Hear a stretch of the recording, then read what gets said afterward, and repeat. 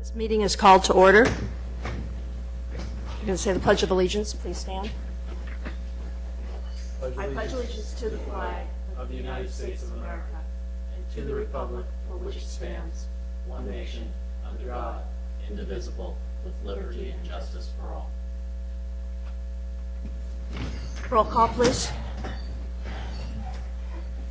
Commissioner Harper Pedersen and Commissioner Divney are excused. Commissioner Sanfilippo. Present. Vice Chair Marsters. Present. Chair Clapper. Present. I knew that. Public comment. Public comment is limited to items not on the agenda. The Commission may briefly respond to the statements made or questions posed as allowed by the Brown Act. Government Code Section 54954.2. However, the Commission's general policy is to refer items to staff for attention or have a matter placed on a future Commission agenda for a more comprehensive action or report. Okay.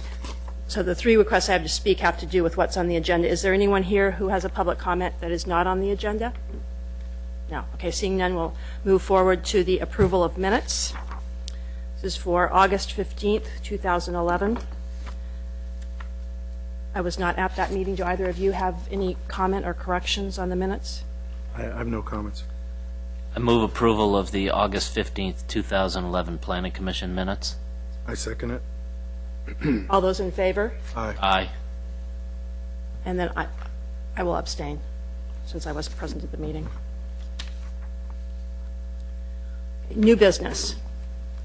Consideration of a request pursuant to San Carlos Municipal Code Section 17.28.010 to grant an extension of time for filing a final parcel map at 1525 Cherry and 700 Chestnut Streets in San Carlos. APNs 050-141-040 and 370 and 360. Staff report, please. Yes, Deborah Nelson, Planning Manager. This is, you've seen this project a number of times, at least the Planning Commission has, and it is a 34-unit condominium complex, sort of catty corner across from the library, approved a number of years ago for 34 condominium units in a 4-story building. And due to the economic climate, it has not been able to move forward with the final parcel map. So the applicant is asking for an extension of that map to September 12th, 2013.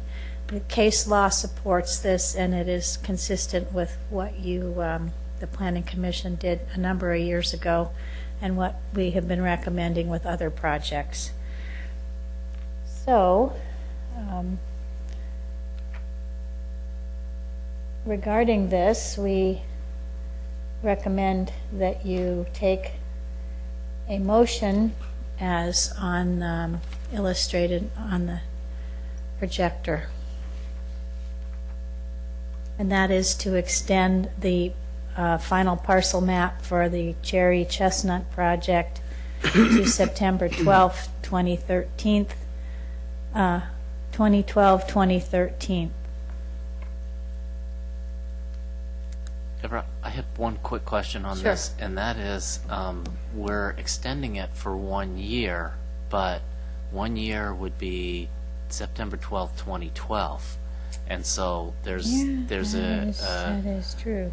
there seems to be a disconnect here because the applicant was actually asking for a 1-year extension. And not that I have a problem with going out to 2013. I just wanted to know if that was really accurate and whether we want to go to 2013 or we want Yeah, to go this, to 2012. my guess is that's an error on our Do we have a part. requirement? Can we go beyond a year? We the could requirement? for the first time as it was extended, you can extend for 2 years. Then the code says 1 1 year. year thereafter, so Okay. thank you for that. I'm guessing that's an error on our part. Okay. Any other questions? Very familiar with this project. Okay.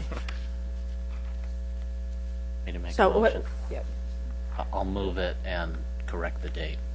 I move that the Planning Commission approve the request of Mr. Dan Rothinghus to extend the approval date to file a final parcel map associated with the construction of 1525 Cherry and 700 Chestnut Streets, San Carlos, APN 050141040 and 050141370 and 050141360 for a period of 1 year with an expiration date of September 12, 2012, and that the tentative parcel map certificate approved August 16, 2010 shall be amended to include, as shown in bold type and underlined on the tentative parcel map certificate, extended to September 12, 2012 by the Planning Commission on September 19, 2011. I second. All those in favor? Aye. Aye. Passed unanimously. Okay, next item on the agenda is public hearing. Procedure for the public hearing. Staff will present a report on the history, physical features, and on the application, followed with the staff's recommendations. The applicant will make a presentation. Thereafter, interested members of the community may speak on the proposal. When all interested parties have had an opportunity to be heard, the hearing will be closed and no further discussion from the floor can be held. The Commission will then consider the evidence and make its recommendation. If you challenge a public hearing item in court, you may be limited to raising only those issues you or someone else raised at the public hearing described in this notice. The public notice or in written correspondence delivered to the city at or prior to the public hearing. Speakers should fill out a speaker form found by the door and hand it to the recording secretary prior to addressing the Commission. The speaker should come up to the microphone to speak since the meeting is being recorded. This will assist staff in preparing the minutes. And presently I have 3 requests to speak, so if there's anyone else who would like to speak, if you could please complete a form for later in this discussion. Okay, and now, staff report. Good evening. My name is Gavin Monahan, and I will be taking you through the application tonight for a proposed new home at 151 Coronado.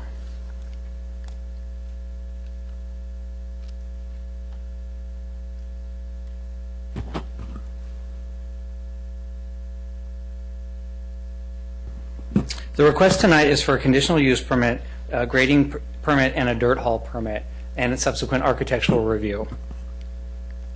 The entitlement documents would be the grading and dirt haul permit, the grading permit and the dirt haul permit, and the conditional use permit. The site is currently zoned planned community. It's PC 1283. It's surrounded by single-family uses, and the majority of the homes in this area are independently zoned. They're just R1. There's not a PC overlay.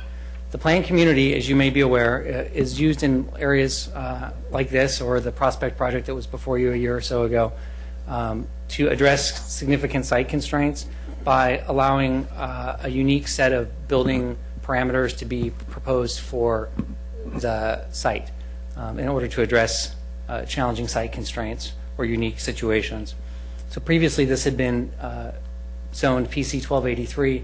There are 3 lots here, and 2 of them were zoned were before the Planning Commission together, lots 147 and 151, and they were previously approved by with one owner. They had underlying ownership of one particular entity, and they came before the Planning Commission with a design that was able to propose a shared driveway. The driveway entered through 147 and then terminated at 151. The lots are no longer, they're now independently owned, they're no longer owned by one entity, and so the individual designs and the proposals for single-family homes will come independently before you with a request of having independent driveways. It's a little bit of the background and history. I'll probably give you a little bit more history a little later in the presentation. And again, this area is surrounded by single-family homes. If you can see my cursor here, these are the lots that have not been developed. There's 3 of them here, and the outline of this is general reference to the area of the proposal tonight. So the project request is for conditional use permit to allow a 4,946 square foot home, a semi-detached garage, and a pool. Additionally, they're requesting a grading permit and a dirt haul permit, which is required under our code for any grading quantities that are larger than 1,000 cubic yards. And for this particular proposal, there is a grading request for 2,530 cubic yards. All new homes are subject to architectural review. It's usually the purview of our residential design review committee, but when grading exceeds 1,000 cubic yards, the municipal code states that they need approval of a grading permit and a dirt haul permit. And once that happens, it's referenced to the Planning Commission for that approval. And then we make all approvals for this type of entitlement package together. So you will also be doing the architectural review tonight, and that is actually captured under the conditional use permit. The conditional use permit, the plan community, which is the overlay zoning, has underneath it a conditional use permit. That's the document, that's the facts and figures document that comes forward with a description of the home and setbacks, conditions, requirements, specifics from the building department, public works department, and then any special conditions from planning, fire, public works, police, and the fire department. Those all come on the conditional use permit. The conditional use permit that was originally approved for this lot has expired. It would have had to have been constructed within 2 years of approval. So it is timed out. And in order for there to be construction on this lot, we'll look at just this lot tonight, a new conditional use permit must be approved. So that is why it's in front of you tonight. As we've been doing for the past 2 or 3 years, we did send the design of this through RDRC. We had a study session for it on August 15th to solicit feedback from the neighbors. It's a great forum to get input. The design review committee is very comfortable and skilled at reviewing single-family homes, so it's quite appropriate to send it through them first. But we just do that as a study session, and then with their recommendation that it would go forward with a positive recommendation to the Planning Commission. And that was completed on August 15th.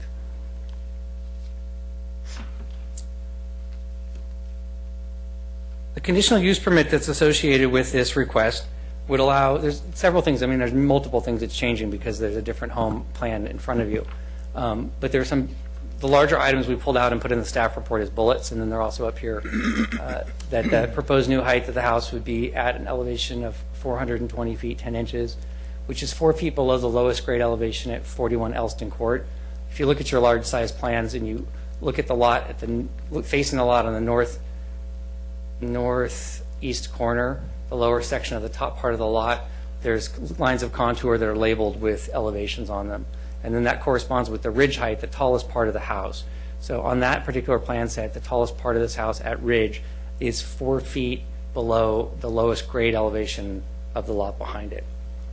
So this is on purpose. This is intended so that there would not be a view blockage, because we do have considerations for significant views of the San Francisco Bay or the Western Hills. So on applications in this type of neighborhood where there are significant views, it's very important that the homes don't create a significant view impact. Doesn't mean that they can't create some impact. The code is not written to be exclusive of any impact. It just says that significant views shall be considered. So that's the first one. The second is that the proposal has been modified, featuring the separate driveway.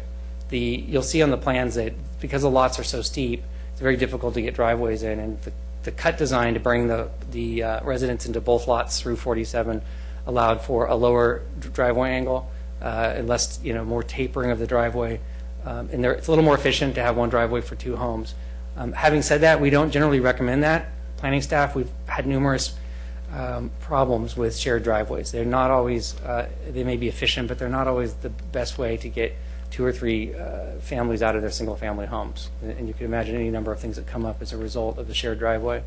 So in this case, the applicants, we didn't recommend either or. The applicants came forth with their own design plan and wanted an independent driveway to the house.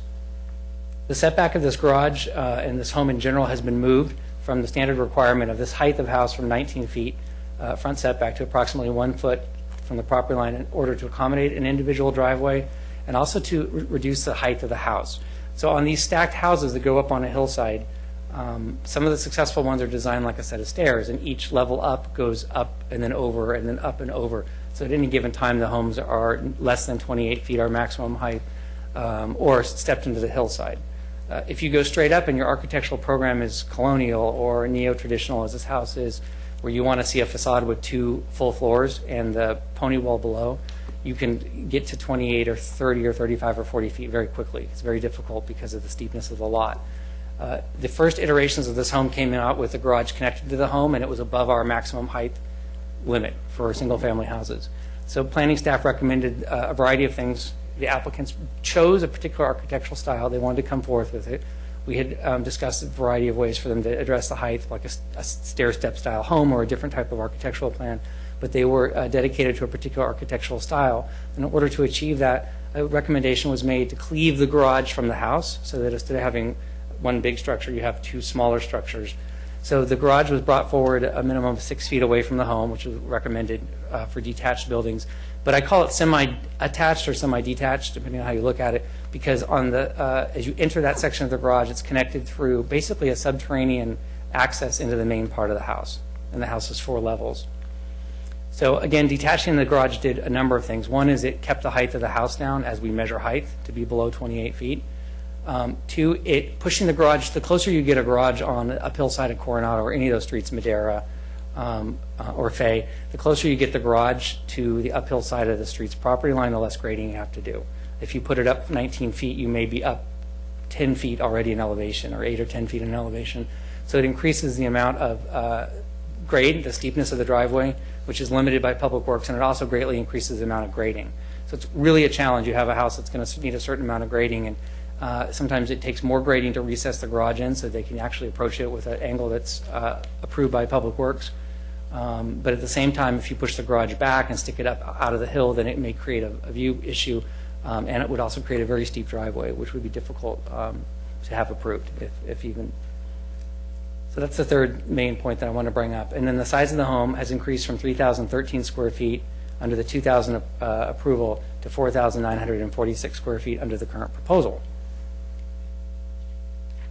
There's a lot to cover tonight, so I'm happy to stop if you have questions midstream, or we can just bookmark it and I can come back. So I want to talk a little just at this point, because I've mentioned the square footage of the home, and that has been a concern during outreach to some of the neighbors. So one of the questions that I had for the applicants after reviewing the house is looking at the house's bulk and mass. How are they achieving a reduction in bulk and mass? How is it going to fit within our findings through design review, and also for the conditional use permit and our architectural requirements for single-family homes?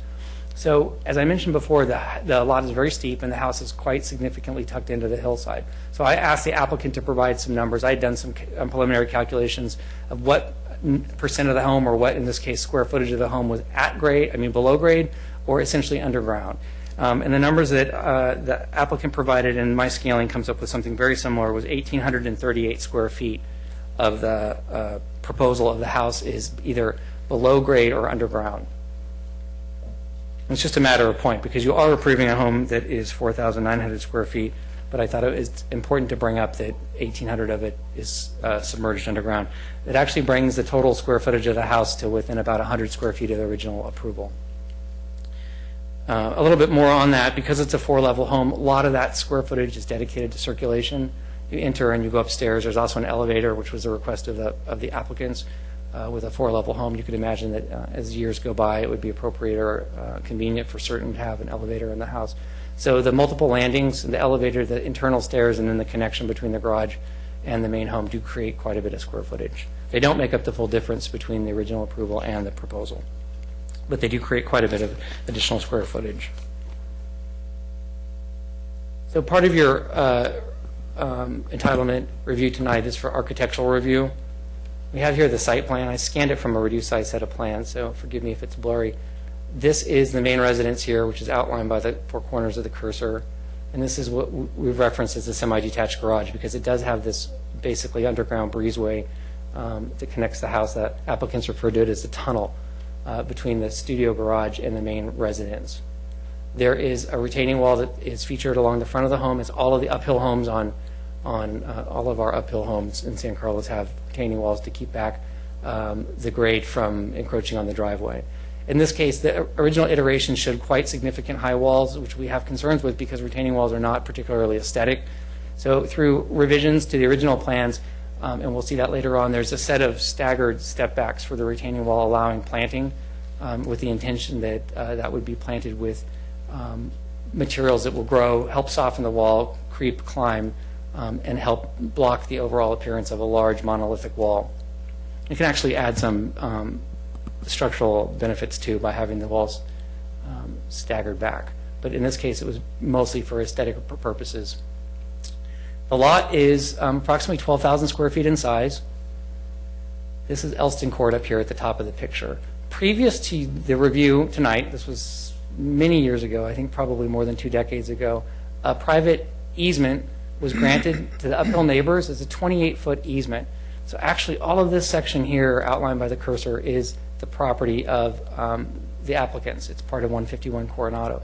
But it's for the exclusive use of the uphill neighbors, and they have it planted already. It's planted and it's fenced. Excuse me, Gavin, is that 12,000, excuse me, is that little strip, this part of the 12,000? Yeah, that's a great question. We actually, for review of a house, if it has an easement, we count the total square footage of the lot.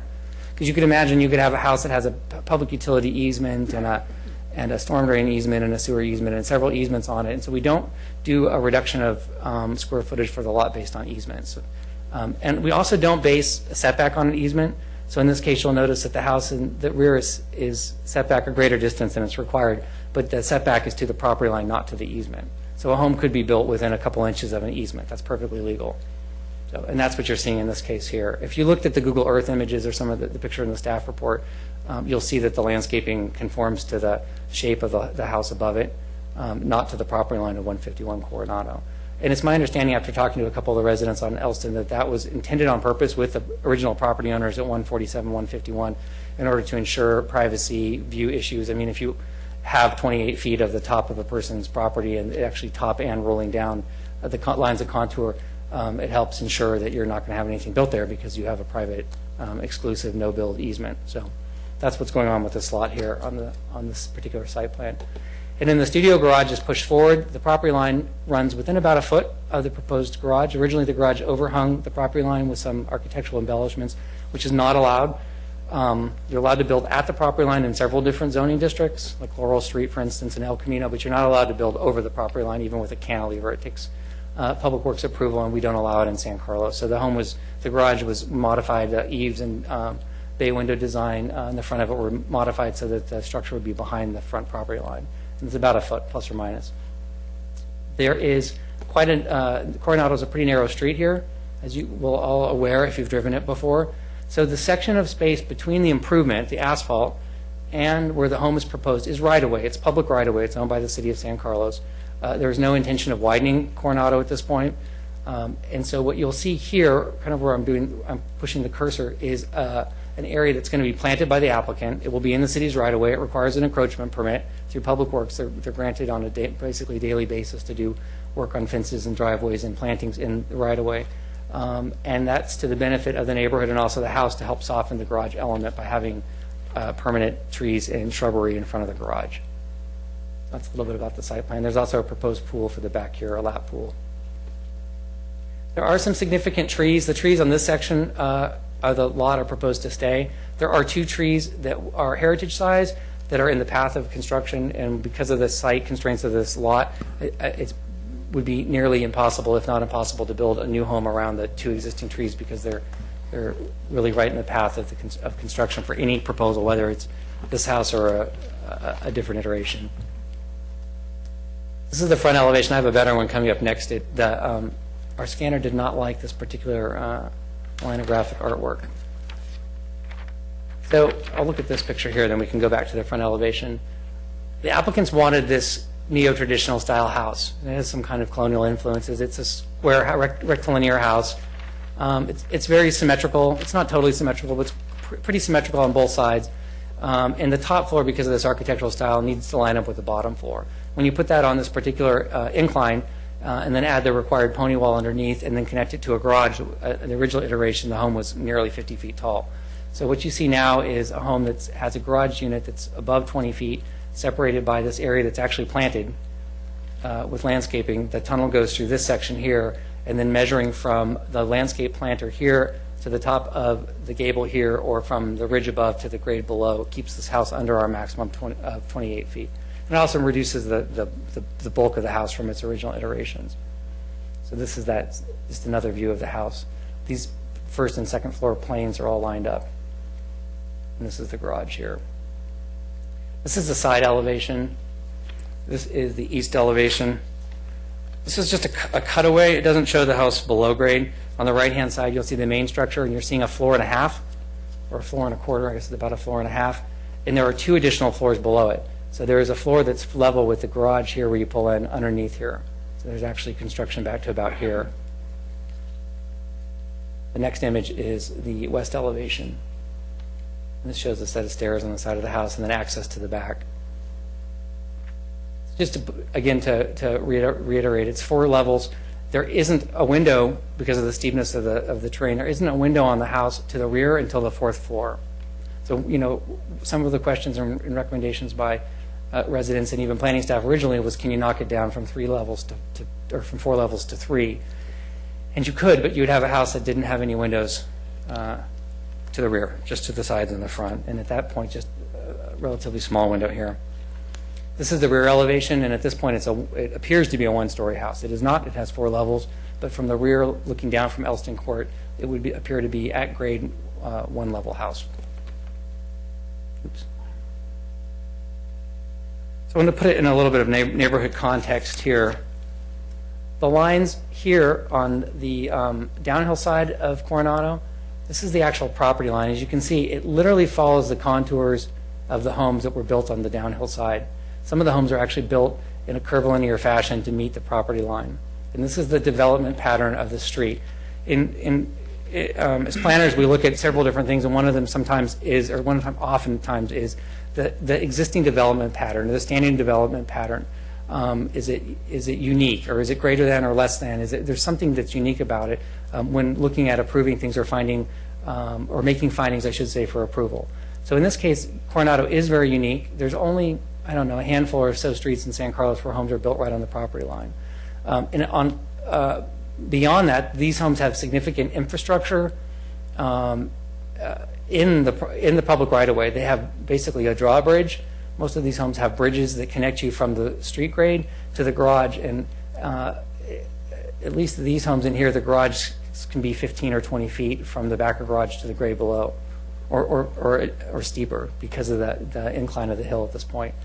The homes here, I think, quite frankly, have not been built, these 3 empty lots, because it's such a challenging site. There have been several iterations over the last 30 plus years for these particular lots, and for whatever reason, they have not been completed, even going through an entitlement process, and have not been constructed because there are significant challenges with the site.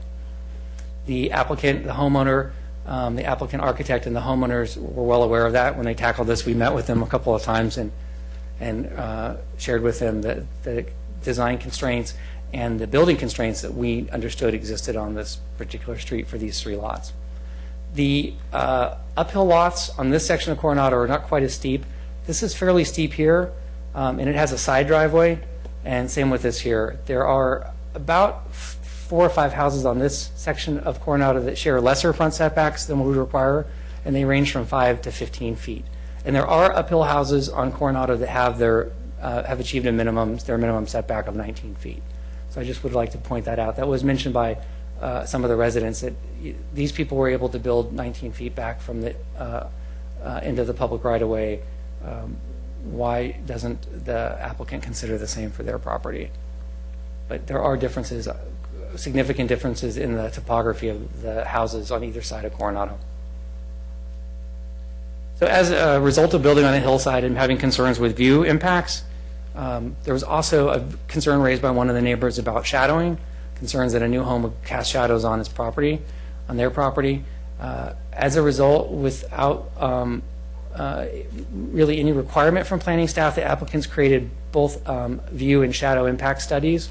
There's large versions of these in your plans, and I apologize, it's impossible to scan them and put them on PowerPoint and to do them justice. The applicant or the architect's here tonight, and I will have him walk through it. He's quite versed at explaining this, but they basically occur from about 8 in the morning until 2 in the afternoon. These are the times where you're concerned with shade and shadow. Of course, in the nighttime, it's not such a concern. There's also different times of the year. Basically, the 4 seasons are captured here. In the summertime, when the sun is high, there's less of an issue. When the sun's low in the wintertime, there's less of an issue. And because of the topography of Coronado, there's actually times in the year where the hillside creates its own shadow. So any of the structures built below the ridge line that would be created by Elston create little or no impact to the houses below because of the steepness of the terrain there. So I will have him go over that. And we can also, if you have specific questions about that, open up the full-size plans and go through them either by date or time or by address if you have questions or concerns about them. So we did all, that's what I was looking for. I Sure. saw December, but I can't, were there all 4 seasons represented? I don't remember now. Yeah, I think it's like the 22nd of basically the December. season, September, Yes, yeah. Okay, I understand. December, yeah. All right. And that's just to capture, a snapshot in time of what could occur. There were concerns that the shadow study wasn't accurate, and so Mr. McMillan, the architect, also created images of a no-build. So this is the shade and shadow that occurs without any homes on the 3 lots on the uphill side of Coronado. And as a result, you can see in certain seasons there's a significant shadow created with a no-build project, which is the natural hillside left in place. So when you look from where it looks like it's at 1 grade, was that the north side? Let me think here.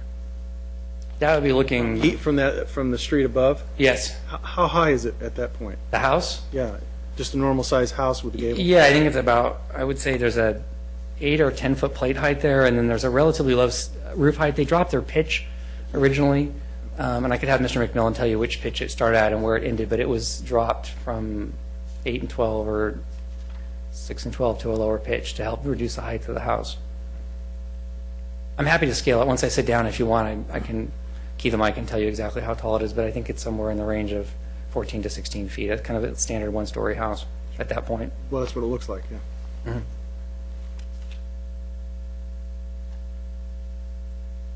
So the last of these is the view impact. A study was done from 3 different addresses. The addresses that would be impacted, there's 2 uphill addresses on Elston and then 1 lower neighborhood that would be impacted because of the close proximity of construction. And those are also in your packet. And those show actual images taken from those locations looking either towards the project site or downhill over the project site if you're considering the section of Elston Court. So in the staff report, there are, you will see some common set of findings that we have. There are 4 that we use for RDRC, and they're pursuant to section 18104.085. And these are an amalgamation of the requirements and design and conditions required for under design review. And they have been assembled as we use for RDRC and to subject headings with the requirement and then the finding below. Those are for our design review. The conditional use permit has in it 2 additional findings. The first is that the proposed use of the proposed location would not be detrimental or injurious to persons, property, or improvements in the vicinity, and not detrimental to the public health, peace, safety, comfort, general welfare, or convenience. This is one of the use permit findings. And the second is that the proposed use will be located and conducted in a manner that's in accord with the general plan and the purpose of that plan and of that title. And in both situations for the conditional use permit and also the design review findings, staff is able to make that finding with the basis of findings that support the requirement. There's 1 required finding for grading permit and a dirt haul permit, and that's that the proposed grading would not adversely affect the drainage or lateral support of properties in the area and would not be detrimental to the public health and safety and general welfare. So those are the findings that are required for you to make tonight in order to entitle the request of the applicants. I am available for questions. I'm going to put up our recommendations. Staff recommends that the Planning Commission approve the request of Alex and Natasha Chernukin for the construction of a new 4,946 square foot single family residence at 151 Coronado. Assessor's parcel number is 049146260 with associated conditional use permit and a grading permit and dirt haul permit approval certificate allowing 2,530 cubic yards of grading work based on the findings and for the reasons incorporated in the staff report. And then the following and last slide is the formal motion should you choose to make that tonight. And I'm available for questions if you have specific questions about the staff report. I will stay up here if you have questions about the view impact study. I'm happy to get out the full-size plans and go over it, or maybe have you address architect first, and then I can add in or fill in with anything you have specific to me. All right. So when we originally created the PC, and they put houses at 3,000 square feet or whatever it was. What was the logic at that point to put that number in there? There actually were, as you have in front of you tonight, a design plan, a home plan that somebody wanted to do. They're very specific, and that's where the conditional use permit approval for single-family homes gets tricky, because it goes in front of a planning commission, and it gets approved. And as you may know, there are many changes that go on, especially on hillside development. People add and subtract square footage and change designs, and if the staff report and the conditional use permit say that it's for the set of plans approved, under review on this certain date, it makes it tricky for another person to come in years later and take that home and make modifications and build it. And that's, I believe, the case that happened. This was more than a decade ago, so that's the story as I understand it. That applicant did not wish to come forward at that time or wasn't able to financially. So that approved set of home plans is maybe something that's dated to 2000, maybe not something that the current applicant wants to build. So the PC was driven based upon somebody else's plan, so that's why they ended up with a 3,000 square foot house. Yep. Just that. So, okay, Yep. there was no other logic involved with it. Yeah, the PC creates this ordinance, Right. and then the use permits fit underneath it as the pieces of the puzzle that legislate the design of the house and the conditions of under how it's built. And when you, so we converted it from 49 to 3,033, whatever it was. I don't know the exact number off the top of my head. So it's strictly just, it's what we're assuming to be roughly the area that's being covered on land, not necessarily inland. Correct, yeah. And is there any restrictions as far as inland construction? Oh, you mean like how much coverage? Well, I understand coverage because Yeah, it's the 40 area, to right? So 40% now we're typically. talking about depth. Oh, no, there isn't. There isn't. There Okay, isn't. I didn't think so, but I don't want to downplay the square footage request, because the home it will have 4,900 plus square feet of conditioned or semi-conditioned space. I'm not sure all the breezeways will be conditioned, but I mean, that is truly the request. That's what most likely the tax records will read for the property. They usually take the garage out, but in essence, the tax records will show a 4,500 square foot house with a 2-car garage. I mean, that is the request in front of you. I'm looking at it because we have had homes on hillsides where they're built at 15 or 16 or 2,000 square feet, and they have this huge space underneath them. And years later, people come in and say, I want to fill in the second level, the third level, whatnot.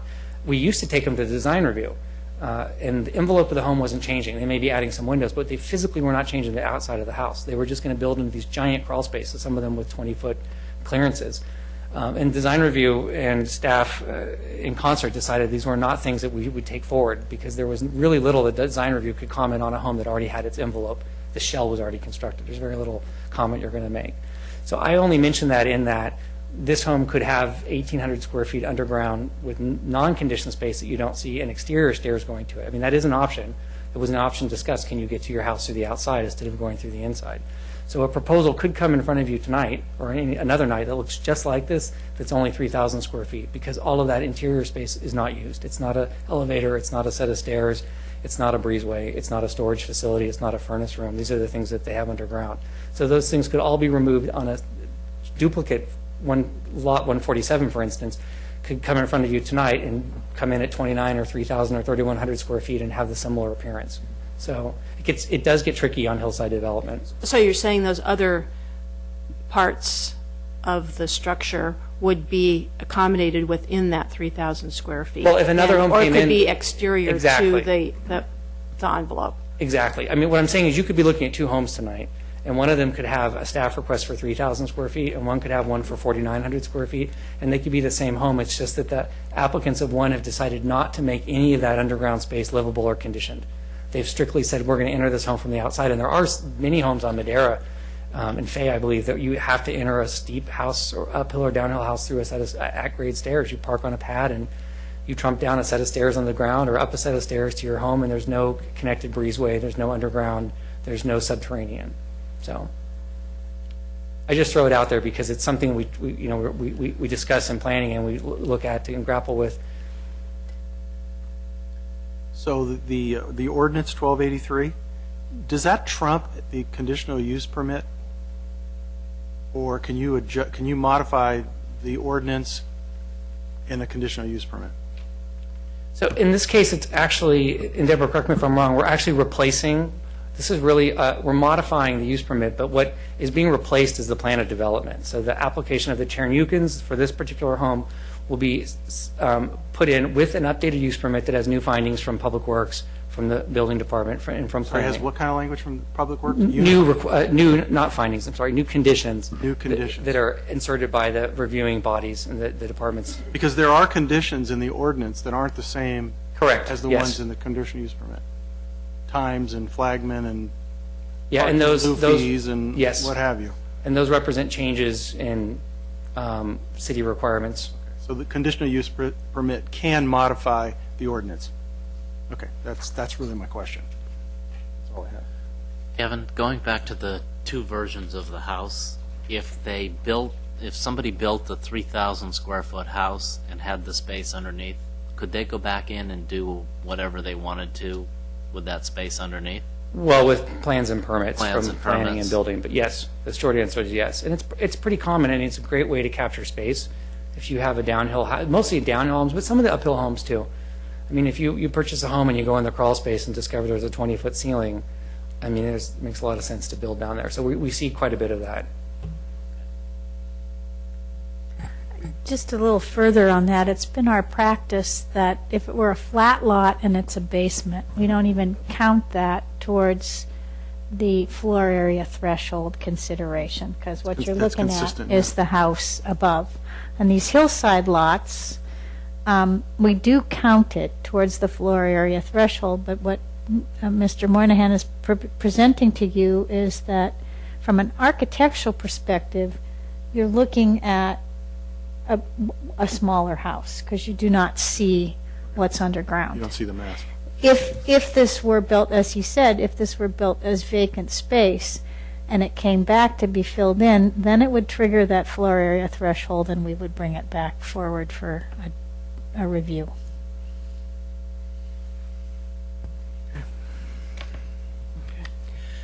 So, Gavin, you had a picture of one of the pages of the plan, which was the side view with the hillside. Is And it then- this one here or the other one? Right. Okay. And then there's another one in the set of plans. With the outdoor Stairmaster? Let's see. There's another one looking at it from the other side. What sheet is that on? That I have it in front of me. a now. sheet A6.5 A6.5. that includes I believe is including the fence that defines where the easement is, whereas this one does not include the fence. Yeah, Right? correct. Okay. So, and this A6.5 shows then that the fence is, the top of the fence is above the top of the roof line. So what, I'm assuming if this were to continue to the right and show the easement, that it would show the same thing? I mean, it seems like they would be the same from either side, but I just want to make sure that I'm not making a bad assumption on that. That top roof line of the fourth floor is below the top of the Yes. fence that marks the easement? That's how I understand it. Is these, correct? Okay. These cutaways, you have to look at which section of the house it's cut away from. And on this side, it's an elevation, and the garage is actually staggered back. So you're seeing the front of the garage, the two doors, the entrance on the lowest level, and then those French doors on the highest level. And they're actually staggered. The garage is further back from that. So we would have to, I mean, I can defer to the architect to see where it says number one at the fence, where that cross section was taken. Okay. Correct me if I'm wrong, Gavin, but the lowest point of the Elson court is 4 feet above the height of the roof, which would mean that fence, the base of that fence, would have to be at least 4 feet above the roof line. That is sort of correct. The measurements that I have in the staff report are at the intersection of the property lines, and this fence is in that easement. So this fence is, in my understanding, represented, it's 28 feet away from the property line of the Elston house. So then Fence is actually, downslope. okay, it's down, Yeah. much further down. it's Okay, down the property. 28 So down slope. glad you corrected that. Okay. We can come back with more questions for staff, but does that prepare us for the applicant's presentation? Yeah. Both of you, okay. Okay, thank you very much, Mr. Thank you. Moynihan. Okay, would the applicant please step up to make their presentation? Good evening. My name is Stephen McMillan. I'm the architect. Excuse me. Can I also use the PowerPoint here somehow? Yeah. Just to give you some clarification on this fence, this is an accurate depiction of the fence. And so you can see how high above our roof line it is. And the property is behind it. I'll show you the site plan. The fence actually runs along this line. Follow the mouse. And then comes up this way, I believe. The private easement actually runs at this line.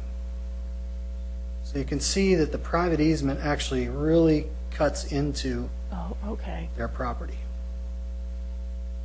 And that's why we've got this rather odd pie shape here. Okay, so part of the fence is back Fence behind is the constructed, easement I'm line. not sure what the basis of the fence construction were. The logic, I don't know what that was either exactly, other than to preserve privacy for the neighbors above. And that was something that was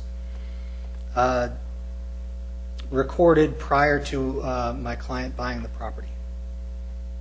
And in fact, to his chagrin, he didn't know that this existed when he purchased it. But we have worked with it. We've met with the neighbors. We've designed the home to try to accommodate their concerns. We made it a point to design the home with a roof line below the previously approved elevation, and that's the 4 feet, because that Elston elevation that you're referencing is from the previous conditional use approval. Excuse me, I'm getting a little hoarse. So I'd like to just sort of describe the evolution of this design. You can see it's an odd shaped lot, and we've got this rear setback easement, or what am I calling it? It's a private easement, which is actually beyond the setback requirement. The 19-foot setback requirement is here, is this line here. It runs, okay? So you can see that the fence, this is the fence line, actually, it's actually on their property beyond the private easement in this spot. Comes across the top of the property. I think it's largely following the contours, just for ease of construction, if nothing else. And then the fence line comes down and comes up here. So there's a lot going on back here. And you can see these contour lines. These are 1 foot contours, and you get a sense from the landscape plans and from the renderings how steep this really is. So I want to just sort of talk about how this evolved. You know, we're sort of hemmed in with side yard setbacks, this rear easement, the slope of the lot, and then the other really mandated requirement is that the driveway cannot exceed 18% in slope. So with the requirement that we have a 2-car garage, this is the absolute maximum that we're allowed, according to the DPW, to get a car into a garage. After meeting with Gavin and the planning staff several times, we originally had this whole structure right up at the back here, right up in line with this area here, which did create an image of a really large structure. And we fought them on that, but we understood their requirements, and so we moved the whole structure back. It's now a little more than 6, I think it's 7 feet between the back of this piece of roof, and it's actually a head wall here, and the face of the structure. So to get the garage in the space, to accommodate the slope of the driveway, we were allowed to move the structure to the property line. Our original design actually had the structure, which was the wall at the property line, which is this line right here. And as a result of DPW's comment that no part of the house could overhang the property line, we moved the entire studio and garage back and into the hillside. And you'll notice that there's an angle of the property line here. So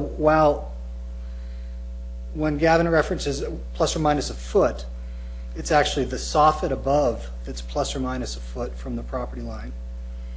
And the actual structure of the wall is another 2 feet. So the soffit above that projects over the walls, Oh, so you have an overhang over the wall. right, Okay.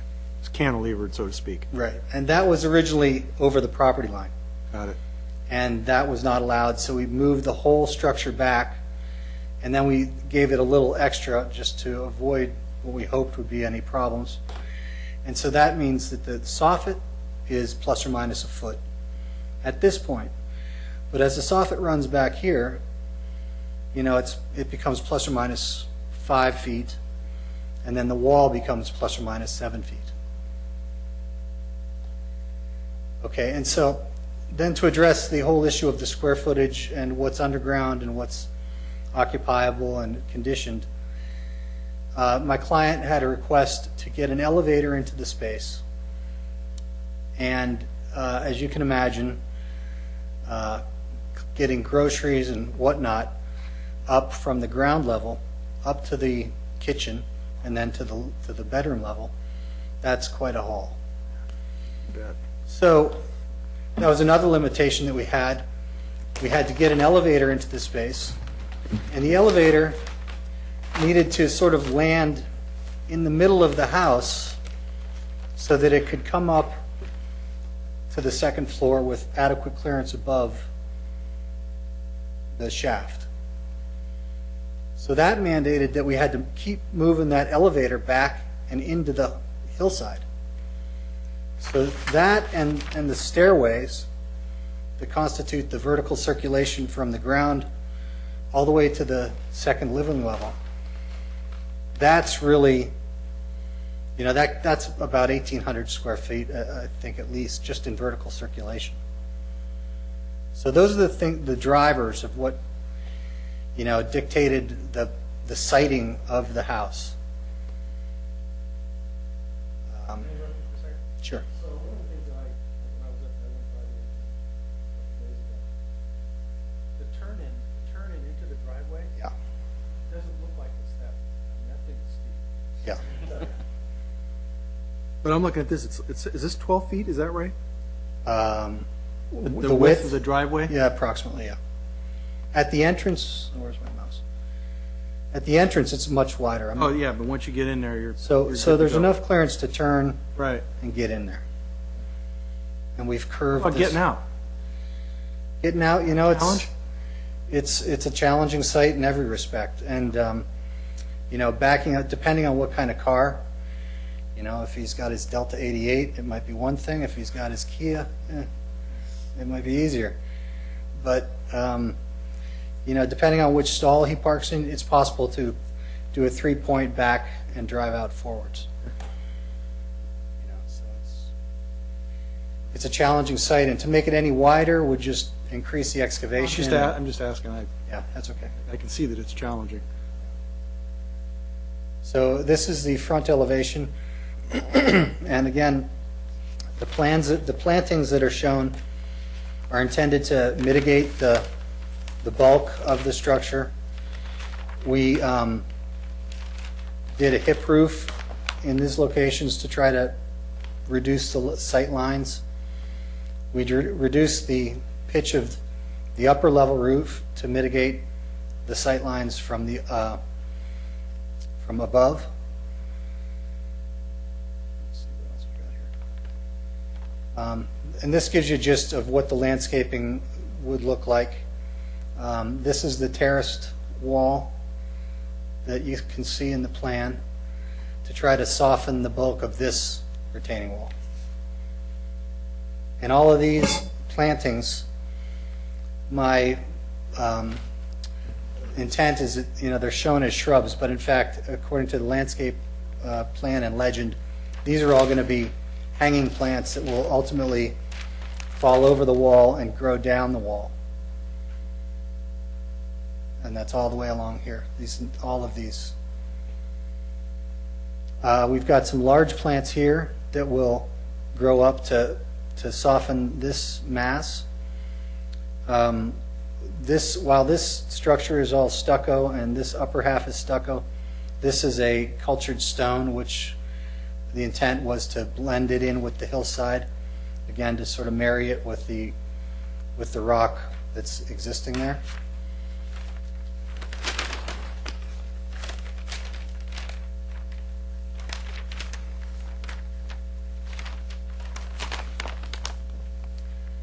This is that section you were asking about earlier, and you can see how much of this space is actually underground. Gavin mentioned that the lower level goes all the way back here. That's true, but it's not like a full basement. It's really a breezeway and mostly stairs and an elevator. And that starts right about here. So this structure is a small studio above the garage. And really what we have here is a 3-bedroom house with a living room, a dining room, and then a studio sort of overflow apartment. My client my clients are married, and they have 2 children. And so really, and when you go to look at, this structure, it's really a 2-story house, if I may. And when you get up to this one, it's really a 1-story house. This is the 3rd level, 4th level, with the bedrooms. And if you look at the section, I don't know if there is a section through there, but you'll see that this is actually, as you can see here, the cut. And as that cut continues up, this is virtually, maybe it shows, you can see here, this is the cut. And as the cut continues up, before it starts to dive off where the pool is, this is virtually underground. It's just that we've excavated it out. If I can get back to the site plan. We've excavated this out to have some, outdoor space and pool. And so that as you come off the 3rd level, the bedroom level, you can step out to, an outdoor area with the pool.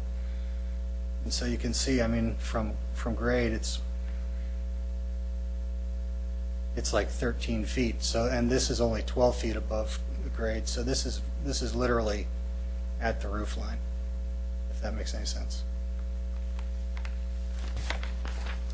So onto the shading study, which is something that we did to try to mitigate one of the neighbors.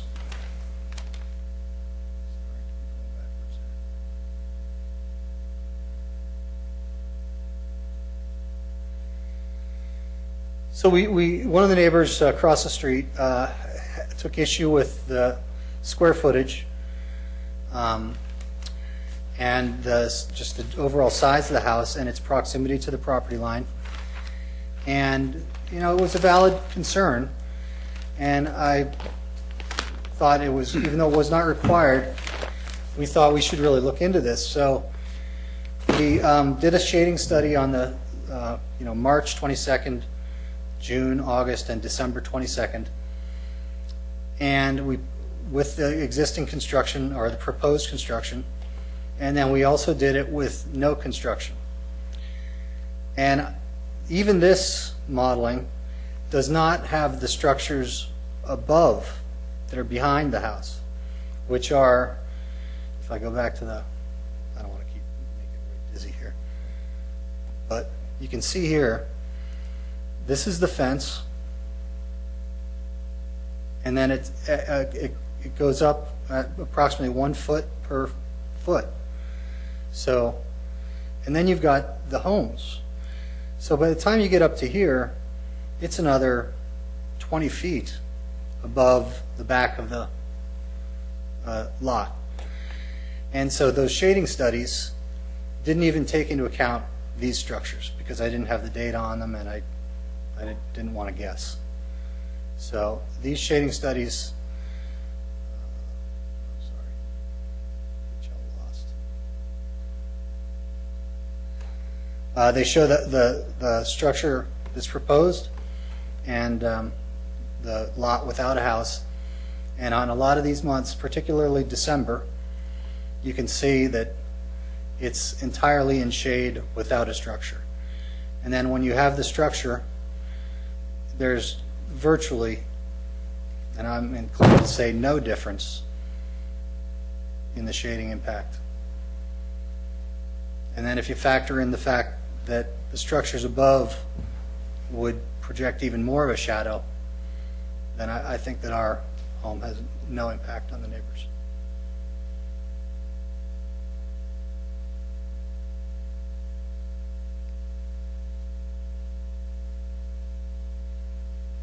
And in the view impact study, we did a similar exercise, which I don't know where that is. Here it is. We took the top of our roof, took an elevation shot from these points straight off the horizon for the upper properties to see what impact our home would have. You can see here that there's none whatsoever.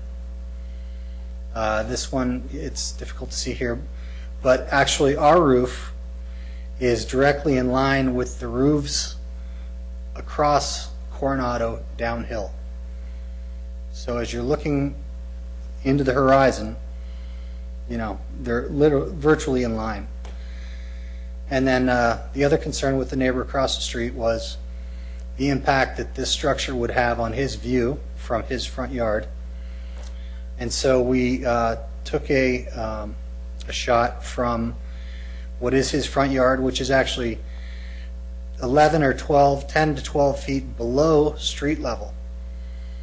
So to access his home, he has to drive over a driveway that's a bridge to get to his front door, and then he enters the front door, and the bulk of the house views into the canyon.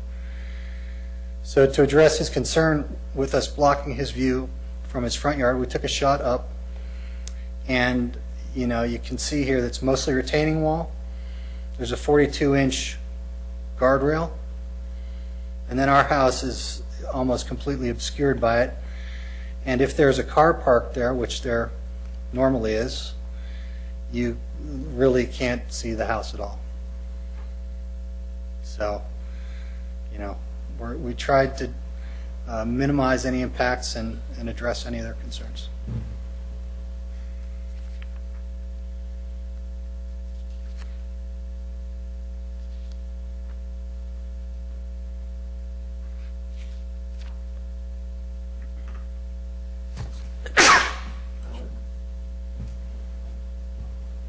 So that's the end of your presentation then? Okay, great. Any questions for the applicant at this point? Nope, thank you. Okay, I think we're going to move on to the public comments, and we may have some follow-up questions Thank for you you. very much. Okay, the first person, Roel Peters. Please come up and state your name and your address.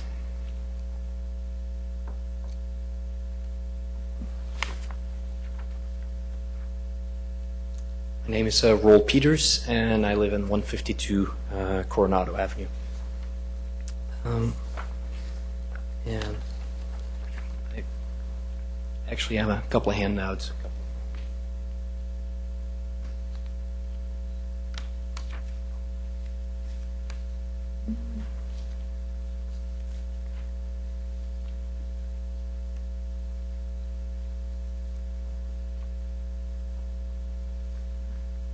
These.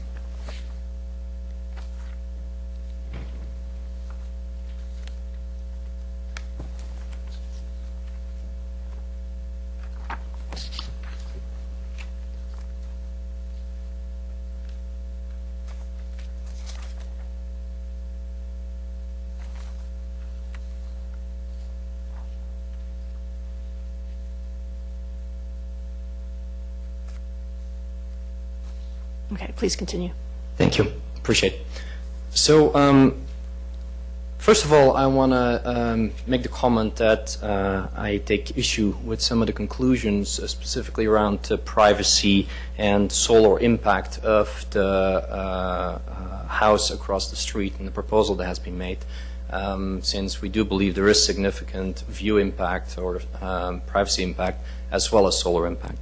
Having said that, we as owners of 152 Coronado are absolutely not opposed to having a new house being built there. When we actually bought the house, our house 10 years ago, we knew that that would be a possibility, and we went to look at what are the approved plans and what is common in the neighborhood, and that's what we assumed, that there always would come a house that across the street from us. So in principle, we have absolutely no issue in someone upgrading the neighborhood by buying or building a house there. However, the plans that had been proposed and had been approved contain a 19-foot setback from the property line, as well as were roughly 3,000 square foot in size. Again, in principle, I have no issues with building a larger home on that home site, as long as at that point the impact on the neighborhood is properly mitigated. It was mentioned that, well, the footprint would be about the same if you do 3,000 square foot, but you build another 1,800 square foot in the cellar. However, it's much different on such a steep hillside to try to squeeze 5,000 square foot on it compared to putting a 3,000 square foot home on it. Specifically, the major concern that I want to put forward here is the look and feel from the street level, and specifically from my house, when you look at the building and specifically the garage and the studio. So if I can just switch to one of the specific, let's take a look at this. So what I'm specifically talking about is this height and this wall that is being projected here. Specifically, I'm sorry, I'm going in the wrong direction.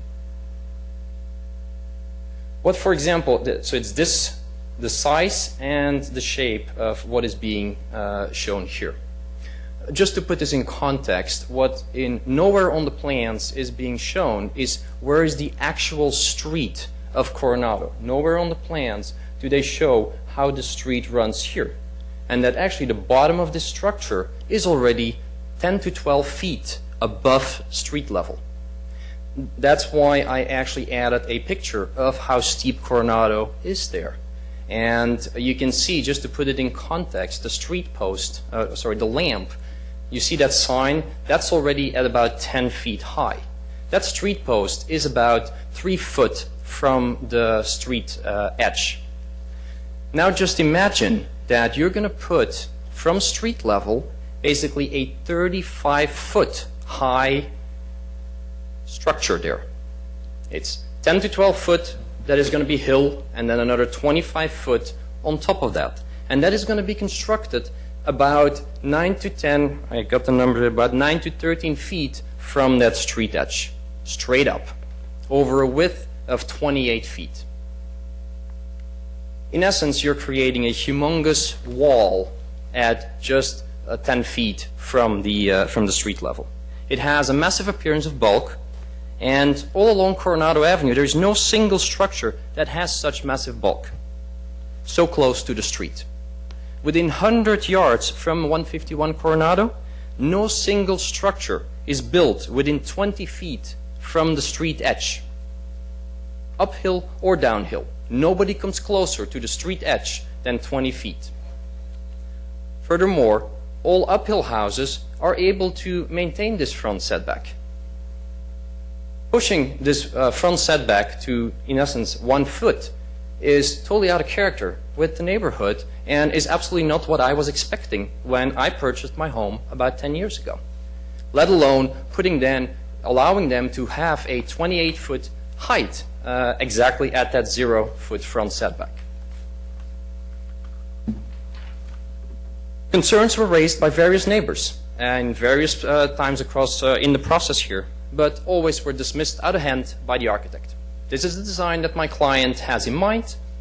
This is what we're going to propose. It was even brought up in the RDRC meeting in August 15, that one of the committee members mentioned, wouldn't you be able to minimize the bulk of that garage studio? Again, no action was taken by the applicant. I'm not here to say I don't want them to build there and I want to make major changes to this design. That's not what I'm here to do. I want to work with the applicant to figure out how can you minimize the impact that it has on the street and on my property specifically. How can we minimize that in a way that pretty much sticks with your current design?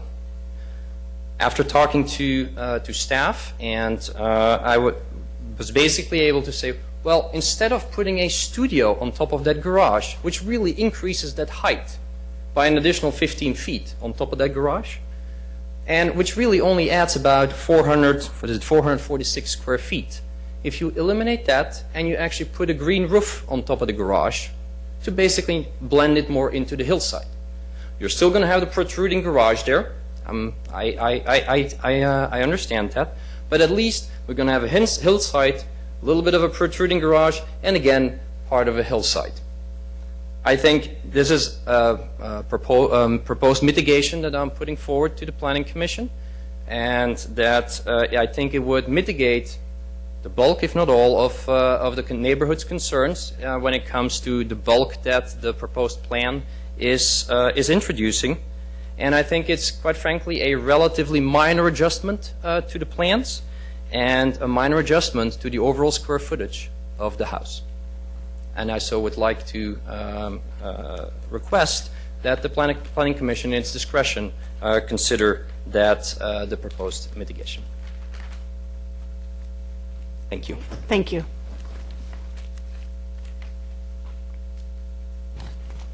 Mike Torres?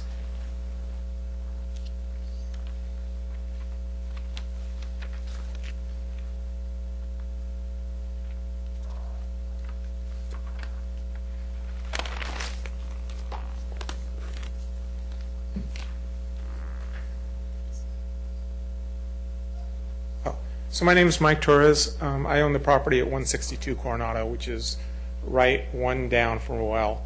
I totally agree with what he's saying about the that wall being not at street level but higher. And my biggest thing is this is basically 64% bigger than the 3,000 square foot that was originally approved, and it has no setback, which totally doesn't go with the look and feel of that street. And my other big thing is, even if they plant some kind of greenery on that wall, you have deer up there all over the place. That's going to be gone like in the first couple of months. It'll probably never come back. And the other thing would be the privacy, because that house is going to look right down on basically our whole homes. And what I didn't agree with was that if you're on a downhill slope, you have to build your house on stilts. So you have this huge crawl space. So there's nothing you can do about that. I have like a 20-foot crawl space. It's just empty space, and people say, why don't you fill it in? But if you're building uphill, why are you digging out all that dirt just so you can build later and leave a shell? I mean, why can't you build right on top of the hill, instead of digging out and carving out the hillside? That's my biggest thing. So I would be happy if it was a 3,000 square foot house and back to the 19-foot setback, because that wall is just too huge for that street. And plus, the other thing is, I'm not sure how sound that whole hillside is, because I bought my house probably 2.5 years ago, and when I bought it, it was red tagged, because 2 of the piers were coming down, and I had to put in like major reinforcement just to get that fixed. So that's about all I have to say. Thank you. Doreen Del Corpio?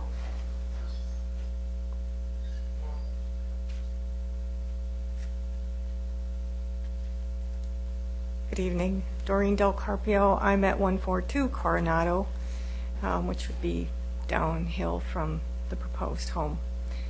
I have some of the same concerns about this massive wall so close to the street and so high up. One of the concerns that I've had that I did write in, I have not heard back from, is related to the construction itself. I'm not sure how long it will take to grade out the dirt or build the home. I do know that my neighbor had an 8-month project that I endured, and it was not the most pleasant thing to have to deal with, but my main concern is passage of vehicles. You know how the street is very narrow, especially on that particular stretch of Coronado. There are no parking on either side because it is so narrow.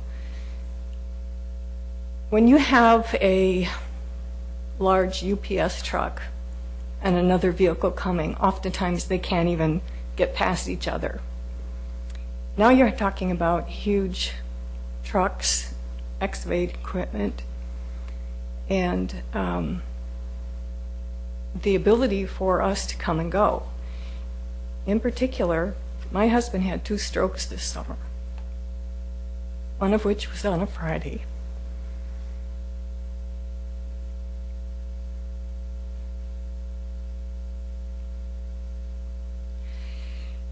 Excuse me. Emergency and vehicles would not have been able to get to him if they were in the process of building or excavating. And I want to know how we're going to avoid that situation.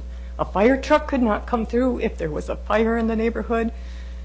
The ambulances couldn't get through, and that is a huge concern. Thank you.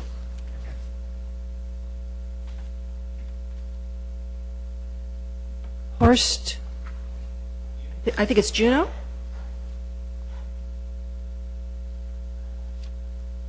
Good evening. My name is Horst Jung. I live at 52 Coronado. I'm not directly affected by this construction site, but I live on the street. With all due respect to the applicant, to the architects, this is the absolutely wrong house for that particular site. It's ridiculous statement. I thought San Carlos was done with the McMansion approach to building. This is absurd. This is a 60-degree hill, and you're taking out 2,900 cubic yards of dirt. Insanity. Second point, we're very concerned about hauling this dirt out. There's approximately 100 trucks of 30 yards. These are the large trucks. Coronado is a disaster.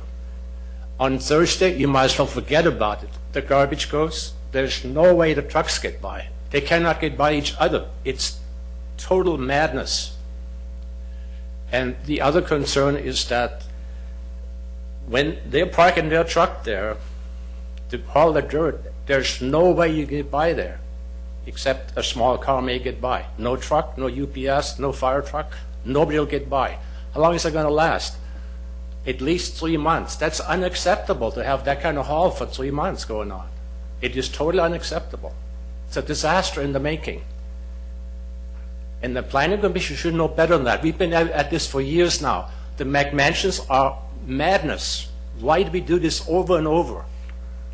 For a lot like this, a 60-degree lot, and you're taking out 2,900 cubic yards. Sorry, gentlemen. Thank you. Jeff Sudo? I'll pass. I just had a couple questions. Yeah, we will need to have you step up to ask. If you're going to ask them in this forum, we need to have it part of the record, please. Thank you. My name is Jeff Suto. I live at 417 Windsor. The only questions I have are informational. What is the proposed time frame for the construction, and how long do we think that'll last for the grading part? Okay. Could we just have you ask your questions, and then we'll ask the applicant to get up and address everyone's concerns? I see. I'm sorry Would that about be that. okay if we did it that way? Oh, sure thing. Okay, So- and then that way he can step up I to just the was podium curious about also. how many trucks to expect. Okay, thank you. Okay, is there anyone else that had a public comment, question? Can you fill out one of the oh, you've got it right there, perfect. If you could bring that up.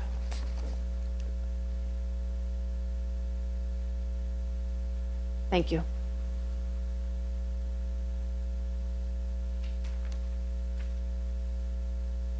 Yeah. Please state your name and address. Hi, my name's Mark Gasparini. I live on 127 Coronado. And my only concerns, I think, have been mentioned before, but I'll mention them again. It's the excavation. It's not really the overall footprint, it's the excavation. I'm more concerned of the 2,000 square feet underground. Coronado is a very narrow street. Coronado is actually slipping. I don't know if you visited that site. Coronado is slipping downhill. I've been there 10 years, and the downside of the street is slipping. They did some minor excavation, someone mentioned too before, or minor reconstruction, and the street slipped even farther. So Coronado is a very narrow street.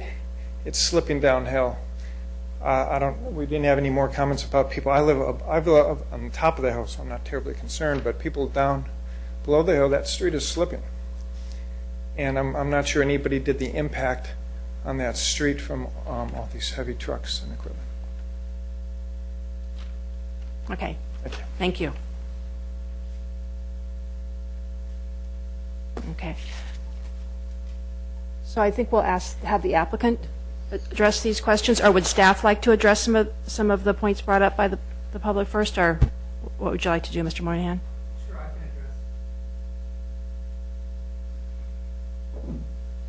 address. I'll address the questions about grading. I had a conversation with our Public Works Department.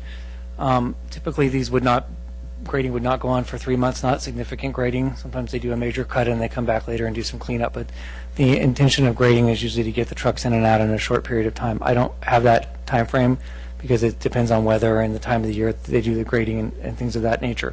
But speaking with Don Gilbert in our Public Works Department, he was under the understanding that smaller trucks would be used for this type of work. They're usually in, I think, the 8 to 10 cubic yard capacity. These are the smaller dump trucks, not the big U-shaped haulers that you see on the freeway, but a truck that's about a third of that size, which is more appropriate for this type of location. The dirt haul route is a one-way street. It creates a one-way street, as you can see, that they come in empty from one direction and leave full another. The impacts on grading are always significant to residents in these neighborhoods with narrow streets and slopes. But what typically happens is they will do a cut into the hillside where basically most likely where the driveway is going to go in. They'll do a cut into the hillside and provide an area where trucks can go. So an empty truck can fit into this siding, for lack of a better term, fill up and then leave. So while it's being filled, after, of course, this will take a couple days to make this cut, but after it's created, they'll be able to pull into this alcove, fill the trucks, and then leave. So the period of time that they'd be blocking streets would be either pulling in empty or actually pulling out full. So we have a great ability to condition these types of activities. Public Works has been very vigilant about it, and they take quite seriously the necessity to keep the streets open for public safety vehicles and general traffic. So one of their requirements would have 2 flagmen minimum. They would require as many flagmen as necessary to keep the street open for local traffic. So I just wanted to update on the Public Works information that I had. Thank you. Okay, thank you. Would the applicant like to respond? With respect to the grading, that is, of course, a construction issue that, of course, we're sensitive to, and we would never imply that we could use a 100 cubic yard truck. I don't think one could even get up there. So we will be using smaller trucks, and as Gavin described, the process would be to cut out these areas and clear this area, either build the retaining walls or the shoring, so that this whole area would become the staging area for the work. So the traffic would not be impeded once we got the grading out of the way for the entry. To answer the gentleman's question on time frame, grading scheduling is largely per the approval of the Department of Public Works, as I understand it. So you can't do it during the winter season. And if you do it on certain days, it's on a day-by-day basis, I believe. If there's dry weather predicted for the next couple of weeks, they may let you back on the site. We have a complete grading erosion control plan that's done now. And again, so that's to answer the grading question. I don't know if there's any other question there. To address the concerns about the McMansion, this is a 3-bedroom home with a kitchen, a dining room, and a living room. And then there's a studio for spillover of guests or other use. And that studio is really driven by the garage location. So again, just to go through the design process, this is all dictated by the site. It's a difficult site. But as you look at this thing, an elevation like this is very unforgiving. Nobody sees anything like this. You don't look at this wall like this. You don't look at this house like this. It's much more of a perspective view that you're going to impact something like this. And these shrubs and vegetation, they're just schematic. They're going to grow up to be about 13 feet high. And so this whole wall, in conjunction with the material that we've chosen, will be, hopefully largely obscured, and the deer, we'll try to keep them away. But we've done everything we could. This is a two-story house that's set up on a hill, and all of the other square footage is really square footage to get to it. So, the square footage is not really, it's more shocking than the truth of it, in my opinion. Let's see, what other concerns? The shading study, we've gone through that. We did an extensive analysis of that. Again, you can see the shading study only factored in the property, not the houses behind. And so we're confident there would be no impact on the neighbor across the street. Is there another? Okay. You have some questions? Gavin, how do we deal with, as a city, emergency vehicles getting into? I assume that while this excavation is going on, at least initially, if not throughout the whole thing, Coronado becomes a one-way street? Yeah, and I'm probably not the right person. Public Works is usually in charge of this. But when I spoke with Don Gilbert, he was very adamant of the requirement for a minimum of 2 flagmen. The trucking companies have a radio system that they use for dispatching the trucks. They can't queue up.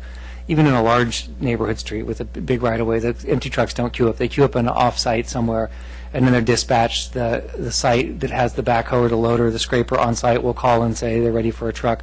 So a full truck leaves and another empty truck comes. So the goal is not to have a residential street, regardless of which one it is in San Carlos, backed up with empty or full trucks.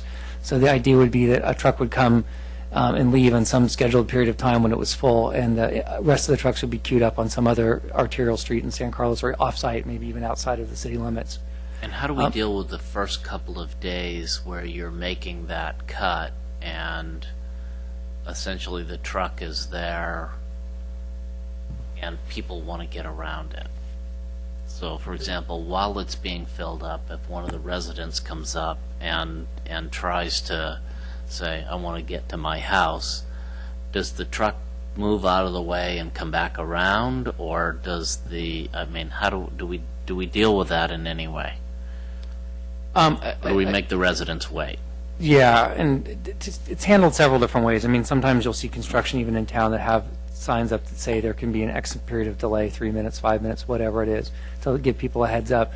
Other times you'll have the flag people that can work the vehicles around it. In this case, there are homes that are impacted obviously right across the street, but there is ability for people to come and go from Coronado if there's a truck in front of that address on either route, especially when there aren't empty trucks filling up the street. We have made a requirement in the conditional use permit for the applicants to give a warning prior to the start of grading, because we give this conditional use permit if it was approved tonight. We don't know when grading or construction will start, so there be incumbent upon them to let the residents know along the grading and dirt haul route prior to the start of grading with a written letter to give people a heads up so people can make changes. You'll also see that the times for grading are greatly reduced compared to general construction hours. I believe they're 9 to 4. Public Works is only allowing grading from 9 a.m. to 4 p.m., which is about 3 hours or 4 hours less than the general construction. That's dirt time hauling. frame. What about the grading part before the truck gets there? What time does that start? says dirt hauling between. Oh, that would go, yeah, you're right, that's for dirt hauling. That would go back to the normal construction hours. So you got the tractor out there at 8 a.m. Yeah, and they were out there after 4, but the dirt just sits until the next day. right, and probably if they have a full load, they're not going to continue to do excavation if there's no trucks available, so. Which doesn't block the street. That 8 to 9 slot doesn't block the street. Shouldn't, They're on site, right? right.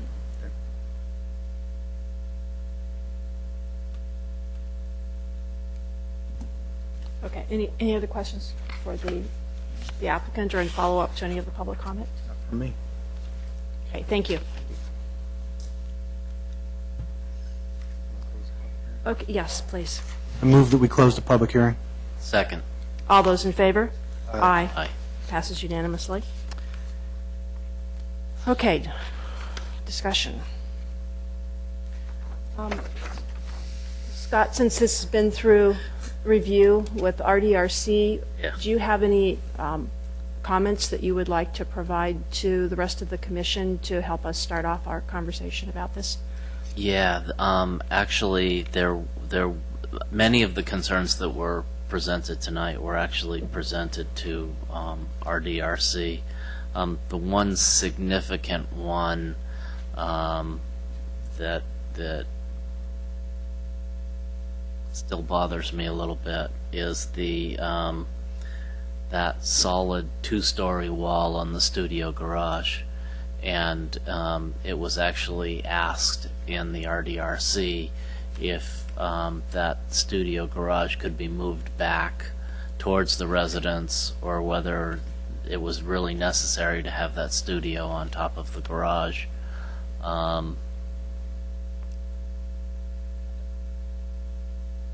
That's still a quandary in my mind. So in follow-up to that, was there any discussion about articulating that front face of the building so that it was not all?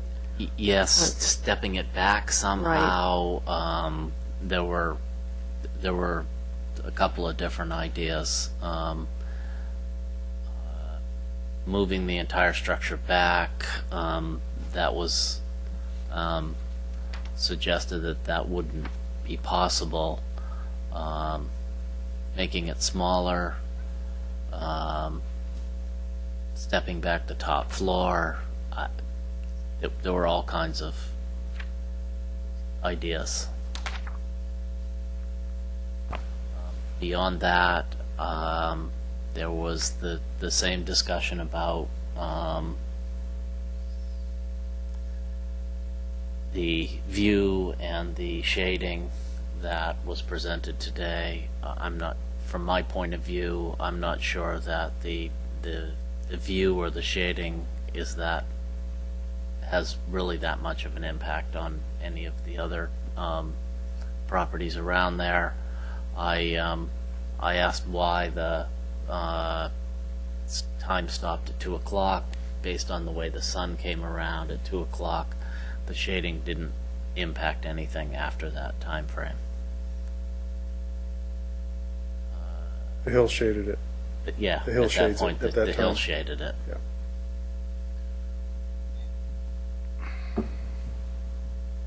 I don't know. Do you have more questions other than that? Or Yeah, I just kind of wanted to get a going-in feeling for how it came out of RDRC and what your and again, we feelings were. did have concerns about, traffic on that street, and I asked a question about whether there were planned improvements to Coronado, and the answer was not in the near future, or not to anyone's knowledge at this point. It's a tough street. I mean, I drove down it. I can see how it's really difficult for the people who live there to get by. I can see it's going to be difficult to do this. I understand that the concern for emergency vehicles. I think it's going to have to be done extremely carefully, and there's going to have to be a lot of concessions made to make sure that people have access to their homes and that emergency vehicles have access to it. So it's not going to be, from my point of view, something very simple where you just put a flagman at each end of the street. I just see that as not enough to allay the concerns of the residents that live there. I think it's going to have to take something a little bit more than that. That's why I was asking if you made Coronado a one-way street as part of this is happening, or something, as some idea to try and figure out how to deal with this. I don't know. Okay. So that would be something that would affect any terms of the conditional use permit, right? Anything having to do with, right? Okay. Okay, so maybe a good way for us to approach this is to break it down into the different pieces, which the first thing, if we follow the sequence of the staff report, on page 3 we have, starting with the residential design review, and look at that separate from the conditional use permit and the grading permit. Will you guys be comfortable taking that approach, and we'll just work through it that way? Absolutely. Okay. Okay, so from Commissioner Marsters, I'm hearing the concern that was raised in the RDRC Of that solid about wall. that solid wall of the studio and the garage. And I haven't heard any concerns about the bulk of the residence itself. Were there any concerns raised about that in RDRC? I think that the concerns that were raised about the residents were sort of that blank wall along the garage, around that sort of faces the street, the first floor or two. The retaining wall? Retaining wall, Okay. and how that is softened with landscaping. And though we discussed that it needed to be softened, I don't think we actually put any conditions in there that required it to be landscaped in such a way as to soften it. Okay. So were there changes that the RDRC suggested to the conditional use permit that are reflected in this staff report? Or What we did was we threw out ideas. We didn't actually make any changes or anything like that in RDRC. But you approved the house. We approved sending it on to the Planning Commission. We were there for information They call only. that kicking the can? Well, no, that was how it came to us. We were there as a sounding board and not as a approving body. the study session approach? Yes, I've been there. I know how that works. Okay, which is why I'm bringing a lot of these things. Oh, yeah. good. Okay, so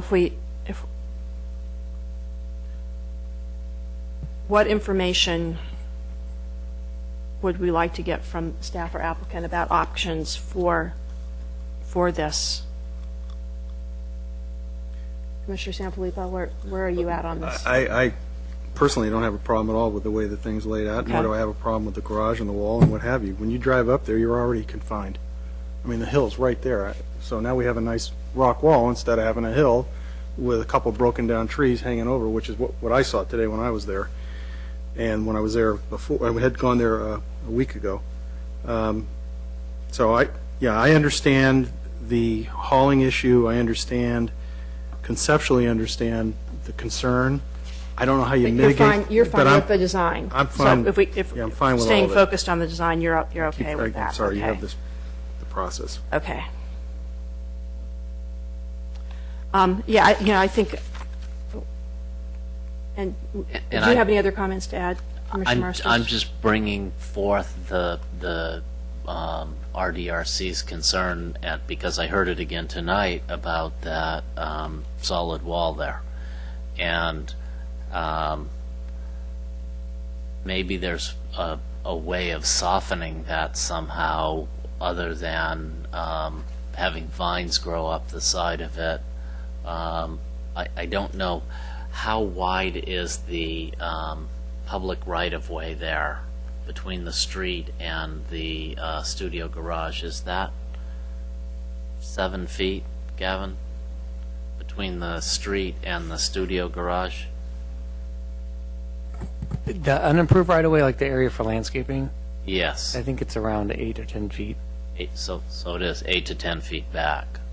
So looking at the picture here, 8 to 10 feet back, you're probably already 10 feet or so, maybe even 15 feet up off the ground. And then,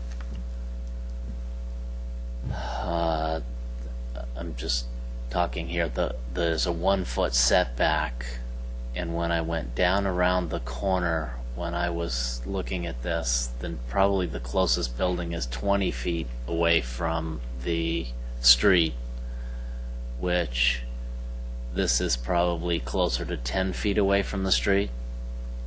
Am I right there, Gavin? That the studio garage area is roughly 10 feet away from From the improved right-of-way from the asphalt? the asphalt, Yes, approximately. approximately 10 feet. And the one I looked at that's down around the corner for one of the gentlemen that was here tonight, that's probably closer to 20 feet away from the asphalt.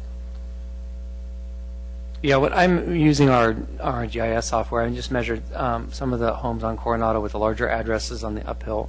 And those are the ones it said, I only mentioned ones with lesser setbacks because several of them have, they meet their minimum setback, but there are 3 that range from 5 to 15 feet. And for the height of the home, all 3 of those would have a setback that was not, was not the minimum 19 feet.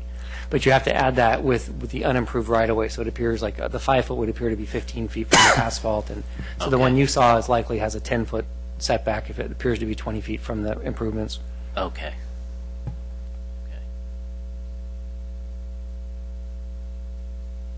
And I don't remember any of those as being more than a single story. Were there, No, those are the uphill homes that I'm referring to are multiple stories. there are all of multiple them, stories? yeah. Okay.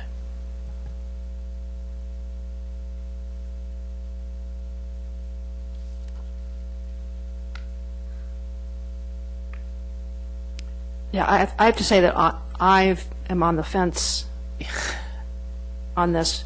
I agree with Commissioner Sanfilippo that it's a very confined space just the way it is naturally right now, just because it's a very narrow street and because of the slope and the way the trees come out currently.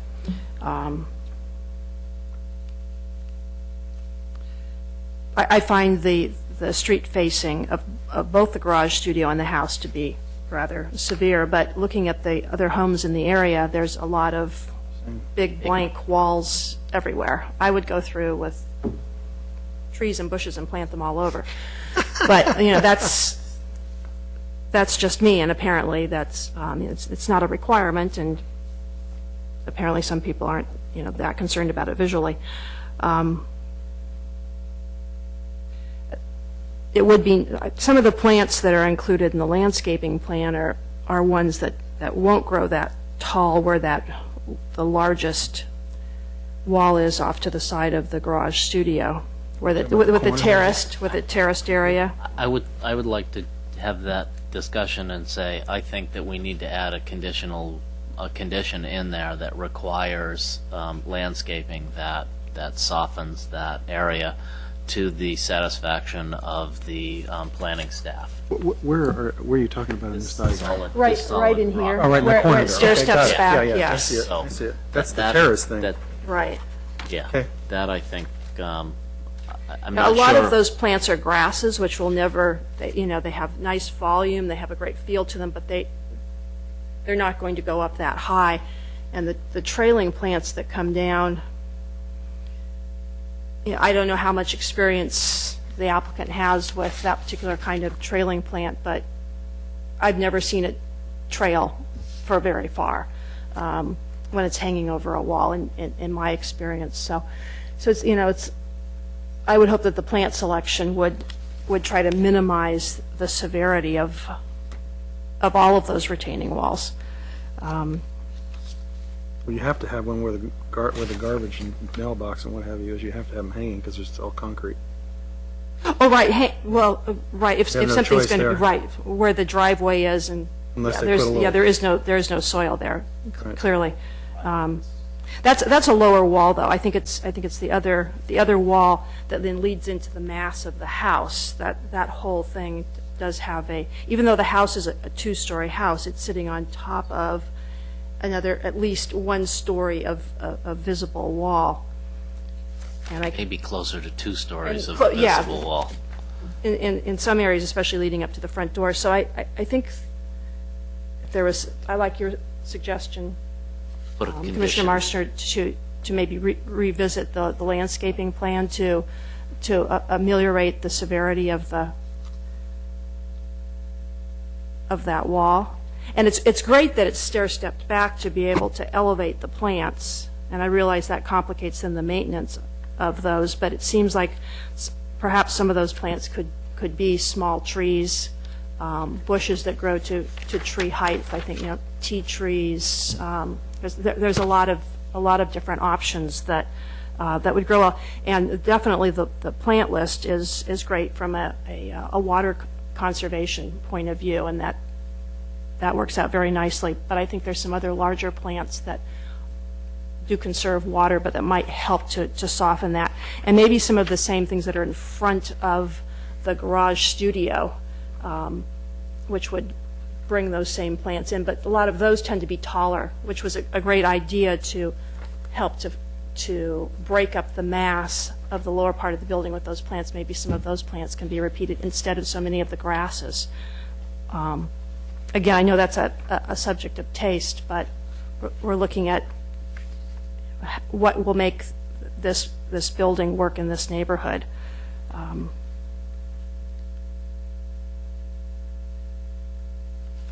And like I say, I'm on the fence with the bulk. I would love to see that the studio set back, either just set back or with a balcony in place of the bulk of the building for the studio level. So can we, is it okay for us to ask questions of the architect even though we've closed the public hearing? Open it. Can we? Yes. Without opening it? Do we need to reopen? It's not public comment. It's the not applicant. public comment. Right. We're actually asking for clarification. Okay. Oh, and before we do that, if the studio garage were to be moved back, let's say 10 feet, and let's say there would be some way to leave the house where it is and push the studio garage back in, so that now it wouldn't be that semi-detached, because maybe there's something that with being semi-detached makes it fit within the zoning ordinance somehow or Pretty something. much why they did what they did, because they couldn't push it back. Or even step it back so that the top floor is pushed closer to the house, but the garage is actually where it is. I'm just thinking, of questions so that when the architect gets up, he could talk to us. I know there was a reason that it got pushed away from the house. I'm just curious as to why all of that happened and why we're in the position that we're in. I mean, if you really look at this elevation, I don't know how you could push that thing back. Well, I mean, Yeah, I don't know either. Well, part of the garage includes the vestibule, the entry area, and so if that entry area was more underneath the house instead of being within the footprint of the studio garage and was in the footprint of the utility area, if it was possible to push that back further, then it Well, our issue with separating the two buildings had to do with how height is measured. So Okay. two separate buildings was appropriate. And then there is a whole program for the size the garage needs to be and how to access into the house. You could consider the studio floor and apply other setbacks to that portion of that structure. So For technically, example, the garage is 6 feet away from the house for the reason that it's considered a separate building at that point. correct. And so is there a way that we could go around that and move it back closer? Because I imagine originally it was actually closer to the, I mean, I'm trying to figure out a way to address the concerns of the residents having that so close to the street. Well, the 6 foot was from our building plan check engineer, so we would not like to change that at this meeting. Okay. But, as I said, the studio space could be set back from the street differently than the garage space of that building is set back. And is it appropriate for us to ask the architect whether that could actually be done? Well, I want to make sure I understand that. So you've got the box where the cars go, and you're going to take the top floor and move it this way 10 feet? Or whatever number of feet it has to go? I think it's that's only for 6 you feet to you can move discuss. it, The can't you? garage has to be a specific dimension. Right. For the cars? For the part. cars. Okay. So we're talking about shifting the whole studio, or we're just talking about moving the front face of it back? Whole studio, I think, right? Either way. Let's- What yours, okay. Oh, okay. Well, Let's- then we Okay, I just wanted to make sure that there wasn't one or the other of those that was excluded No, as an well, the option. 6 feet between the back of the studio wall has to be retained as well. So The that 6 setback okay. does not And, change. and the existing studio, actually, the back wall is the same as the back wall of the garage, isn't it? So Right. if you change that top floor and move it back 6 feet, we've lost that 6 feet. We've lost the separation between the two buildings, if I understand you correctly. So we can't move that top 6 feet in either, we can't move it 6 feet because Because it's gonna be because too close to the it's main too close house. to the main house. Right. You- Unless we move the You could whole change, thing, yeah. although I imagine that Mr. McMillan will suggest that it's more expensive construction to do a floor plate on that studio that's different than the space below it. You could change any of those setbacks of that floor, except the back wall. You cannot get it Which is, of closer course, than the one 6 we feet. want to change. Oh, we were under the impression you wanted to change the setback closest to the street. But that would push it closest to Or the, make the floor closer to plates, the, to make the the, square footage smaller. or make the square footage smaller. Correct. Okay, I was trying not to do that. I was trying to find a way to shift it closer to the house without, but you can't do that without considering it a separate building. And why do we have to have two separate buildings from a floor area, For measuring the height of the roof. height of the roof? Need to be Okay. treated as two separate buildings for the, Otherwise, you go over the 20. Okay, I'm getting it otherwise now. you have to, Thank we you. have to count Okay. the roof on the house from, Yeah, from the roof all the way down to the basement of the garage. Yes. Okay, okay. that goes over the 20-foot height limit we have. Thank you for walking me through that.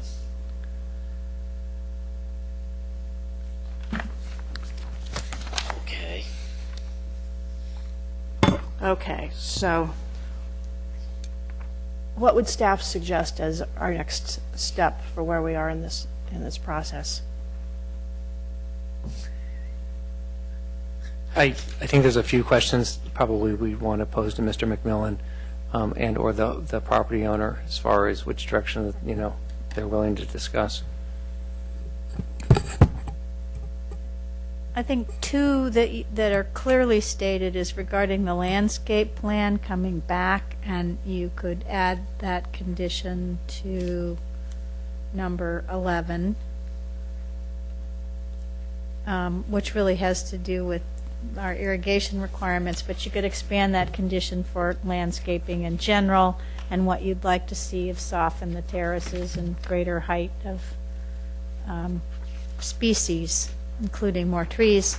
And then I think 12 would be the appropriate condition where you've asked for the staging plan and how we address the narrow streets, and that this is to be approved by the Public Works or the Building Department, and that you might want to put in there that they consult with the safety agencies.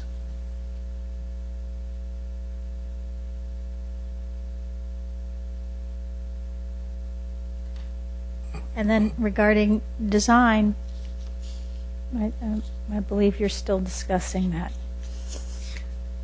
And we'll let you know where that change ought to be when, actually, if you do want to change any of the design program, then that would be condition 1, which is, that says strict conformance with the plans approved by the Planning Commission. So that would be as amended per your direction, if you want to change any of the architectural program.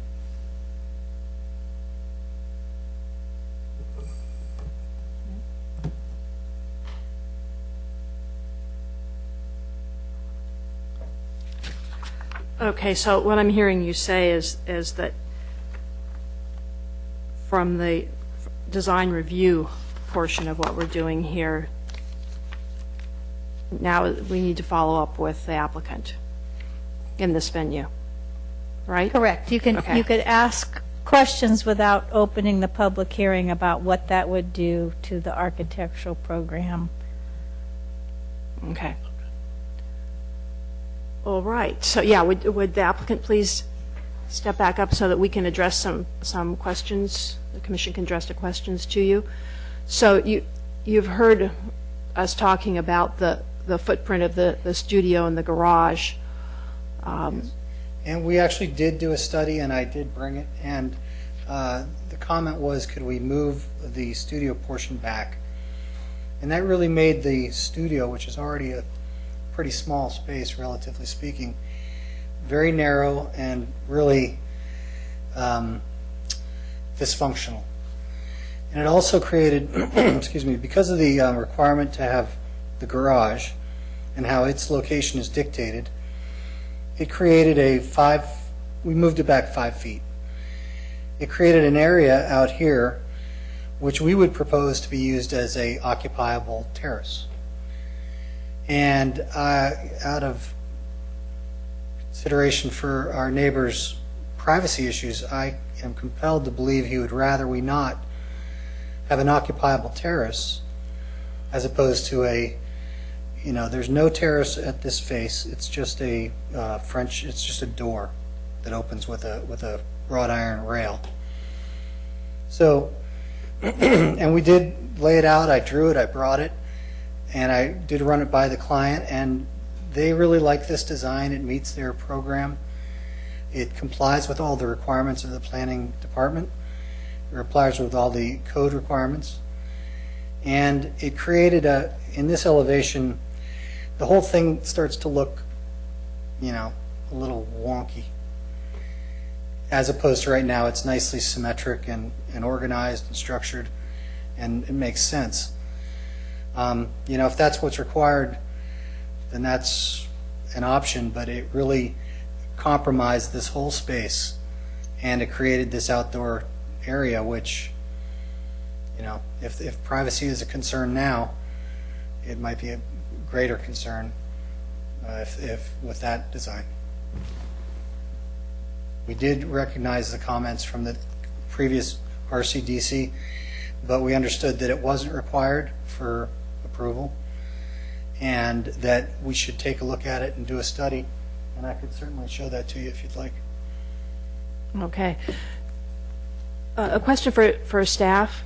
Excuse me. I think is it appropriate without reopening public comment to be able to pose a question to a member of the public for them to respond to?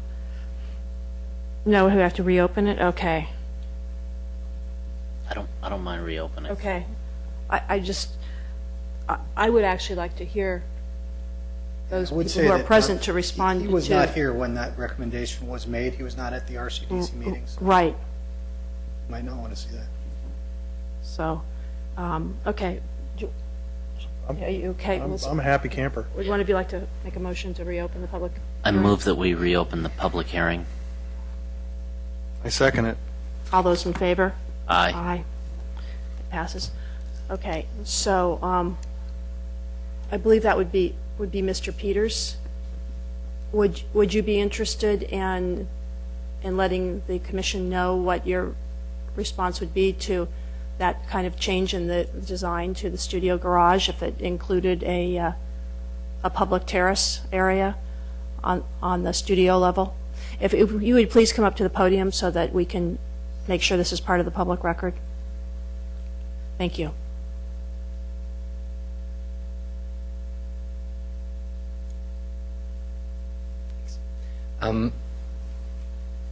Anything that can be done to move that massive wall back, I think, is something that we would consider. I can't say, yes, that would be awesome. I'm thrilled with the design because of that.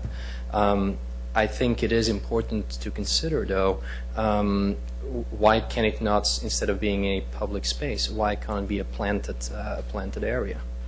Yeah, if applicant is fine with moving it back 5 feet, make that an area that is planted in the same way as the rest of the hill.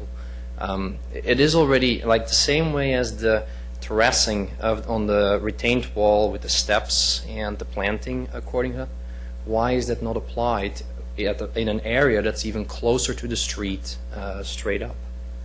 So I think it's a step in the right direction, but if we're consistent with what is being required from all the other retaining walls, I would consider, I would like to ask the Commission to continue thinking in that same direction. And as I said, it's definitely a step in the right direction. But obviously, everything depends on what ultimately is considered or proposed. Sorry. Thank you. Can I Did ask? the staff have any comment to make at this point in time? Do you have a question, Commissioner Marsters? I do. I want to wait till they're...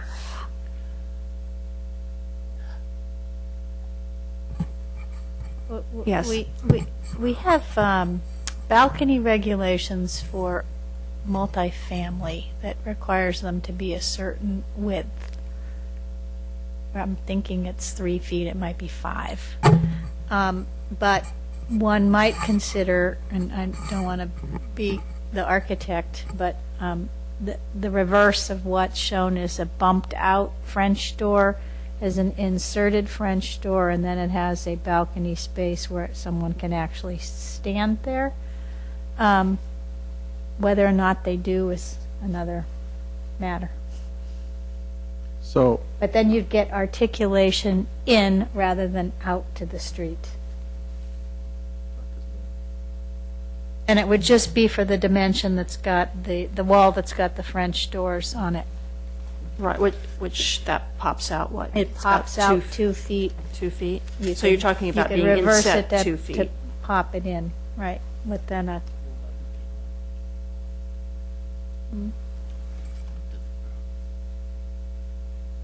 long, but it's 2 feet wide. Yeah, its length across the frontage of the building is 11 feet 9 inches. So it would make the opening is 11 feet? Or the whole that length? whole pop-out that has the doors in it is 11 feet 9 inches.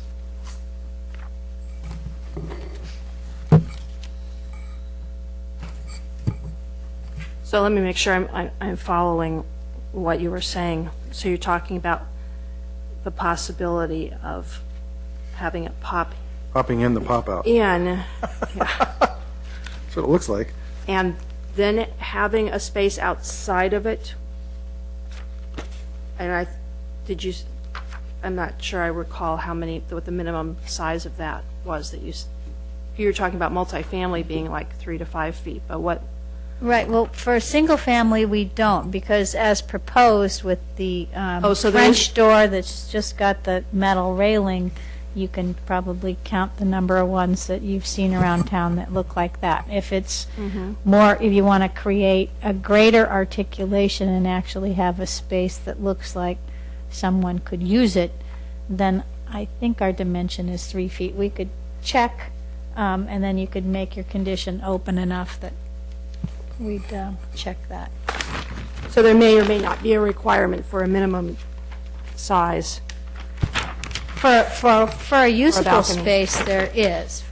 You don't care whether it gets used, it's just an architectural feature, then there is no minimum size. Okay, so it's just a decorative, it's just an extension, so visually, when you're inside the room, there's a small space outside that continues out that makes the room feel like it's larger, but it's not large enough to actually use.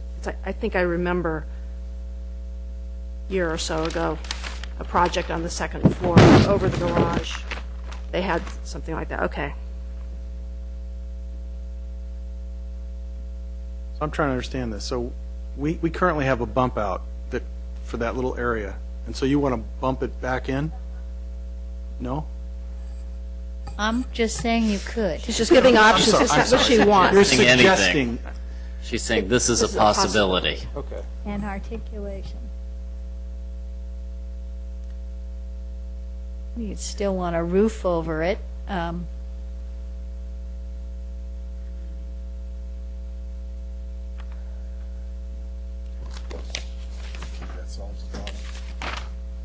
What? I don't, I'm not sure that solves the problem either. it doesn't. I mean, the problem you guys are trying to solve. Well, in my mind, visually, that it does help to ameliorate the situation, to have it pop back in rather than it being something that's coming out that close to the street. But I can also see that it throws off the balance of the design because of the Pop out in the front. the pop out over the garage, and that, and I can see where that would not be a desirable piece of the design of that room. So I can understand that. And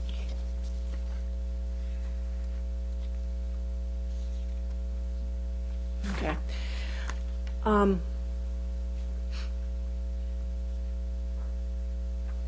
I guess where I'm at right now, I won't speak for the rest of the commission, we'll come back to that, but I guess looking at the various options for usable space and the integrity of the design, that I think one of the better solutions is this revisiting the landscape plan and the size and shape of the types of plants, long-lasting plants, hopefully, that are used both out between the street and the studio garage, and then in the stair-step terrace area. And I think that will best integrate this particular project with the surrounding area. I think you're right. So that's kind of where I'm at to share with you guys. So what do you think, Commissioner Meisters? I think you're absolutely right. Instead of having low shrubs and grasses that you see between the street and the stone wall and the studio up above, if there were an oak tree there, for example, or something that obscured part of that, and even part of the second floor, that I think would change the whole look of that from the street. And that particular rendering, I believe, is missing one of the existing trees. Is that correct? That's Yeah, correct. there's a tree Oh, just. you got the little plants? Here's the big plants. Yeah, there is an existing Yeah, there's a oak 13-inch tree there. It's, on the left-hand side of the driveway, just before you get to the garage. okay, Although I do agree, I think that could be augmented. supplemented and complemented and augmented, yes, with some other larger, some of which, what's in the plans, some of those are larger, but I would like to see some more Additional. large shrub-type plants, something along the line of a tea tree, No, I although gotta those tell you, aren't. I couldn't disagree with you more. I don't Okay. want. Because you Because don't want to when have a I went there, wall it was of- like this. I mean, this thing was right on top of the road. So I is- would suggest layering, where you've got little things, medium-sized things, but having a big tree right on the side of a hill. First off, I don't know how well it would grow with that going. That's That's what you have right here. Well, they're cutting rid of some of that stuff. They're getting rid of the bigger. I know, and that's I don't what- know where that is, to be honest with you. Yeah, I'm not sure either, but the way this tree is sort of up. That's what's going to happen. Because you're on a hill like this, the stuff's going to grow this direction. It depends on the selection of the tree, because the oaks, when they're not uplimbed, Well, those are live oaks, right? I think you're they're- right, and I'm guessing you're probably going to trim the existing trees into a more pleasing shape to get the look that you're seeing there, where they would be uplimbed from the ground. I mean, usually you uplimb them, 6 to 8 feet, so you have space from the ground up into the tree, so you get some trunk structure in there. What I've found, at least in the RDRC in the short time that I've been there, is that we try and use landscaping it's to pretty much. That's the ticket to heaven. Yeah, exactly. To solve pretty much every problem that Yep. arises. But covering up with big trees, which create maintenance problems, which create foundation issues, which create problems with the side of the hill. I mean, you want things that protect from erosion. So I don't know what, I'm not a horticulturist or whatever, so I really don't know what they do for erosion, but And we don't big have trees to worry require about have that. big problems. What I would, Big trees. Right, and I'm not suggesting big trees.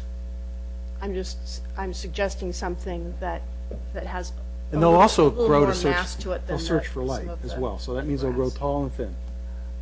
I've got a Pretty good idea? compromise here, which is that we're not landscaping experts. Well, that's why I and think so you guys So have that's the what I would provision. like to Yeah, say that's is why that I'm we okay just with that. add the That's what I think provision we should do, yeah. of landscaping to soften the same way we want to soften the other one.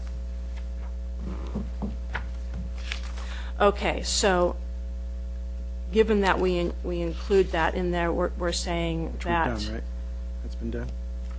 well, we have to, It's on 11? right, That's number 11. was- but that we'll was where- we'll add the additional Right. location. so, given that, then can we say that we all agree with the findings for the design review portion as identified on pages 6 and 7? And so the two conditions that we've talked about is for a condition, added to condition 11, updating the landscaping walls, and updating the landscaping plan so as to soften the front-facing walls, and that can be the front-facing wall of the garage and the studio, and the front-facing wall of the main structure itself. Yeah. Okay? Wait, hang on. The one thing that, I don't want to open up a can of worms, but I will. Okay. When you look at this picture, I didn't notice it till I was looking at the big plans all the time. I didn't look at this little one here, but this white wall in the back, that's the wall by the pool, I assume. This wall right here? Oh, Right behind the That's a tree wall. here? Yes, And I right, that's the assume it goes- retaining wall behind the pool. And so, that's what I was trying to figure out. What kind of, I don't see any landscaping behind that wall. Or hanging down from that wall. Am I not seeing that right? Right. So to me, that would be a bigger problem than this one here. So As that tree grows This up, is- you can't see it. this is how I wrote it. Modify condition 11 Right. for updating landscaping so as to soften the front-facing walls to the satisfaction of the Front plan. facing. Okay, so that'd be everything. All the front-facing walls. Okay? So where the stone is, and we're not trying to cover up the stone completely, but we're trying to soften it somehow. Okay. Does that make sense? I heard an interest in the terraced areas as well. My assumption is that those terrace areas would be used for Okay. increasing height of plants to soften the wall. Oh, but you're talking about the Right here? pool terrace? I think she's talking about these this three, terrace, yeah, right in right. front of the garage. Yes. Those two people are So standing? there's three different areas that we're looking at softening with landscaping, okay? And right? Yeah. But I'm okay with that. What is the third one? The third one is the big wall in the back by the pool, the wall that is the base. Okay, so we're looking at Right here. There's a big wall here, a wall here, there's a wall here. Yeah, I'm in my mind's eye, I'm not satisfied that this rendering accurately shows that wall. Well, I was just looking at it, that's why I pulled this thing. It goes, Renderings are, it's really pretty much in line with this tree. Pretty close, anyway. I think there's such a small part of that wall that's Maybe it's that's the way visible. overblown. Maybe that's just the way it looks. I'm not concerned about that, All right. that wall in the back. I think that If we say how front, that back part of the lot is landscaped is a challenge for every single house on that hill to be able to landscape your entire lot in say that location. if we say possible. front-facing walls, then we sort of cover all of that to the satisfaction of the planning staff. Okay, Okay. I'm comfortable with that then. Yeah, Leave it to if staff. they look at the tree and the tree looks fine, then they're fine. Okay, so that's the only condition we have related to the design review. There's a Just second one. related to the design review, is there? is the other one I related thought to the design review? second, we had to add to condition 12. But Wasn't that's for the actual grading hauling grading, that's not the permit? design review portion. Okay, so that's. I just want to make sure there's nothing else with design review. Nope. So, okay. Okay, so then from a conditional use permit, what you're saying that we would then change 12, right? Yes. Okay, and that was to consult with safety agencies.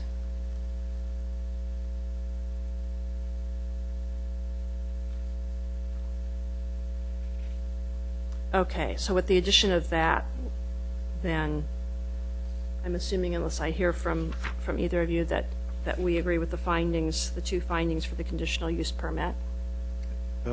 So how does this one read? And the Is grading and something dirt like overhaul. work with Public Works on a staging plan for the narrow streets?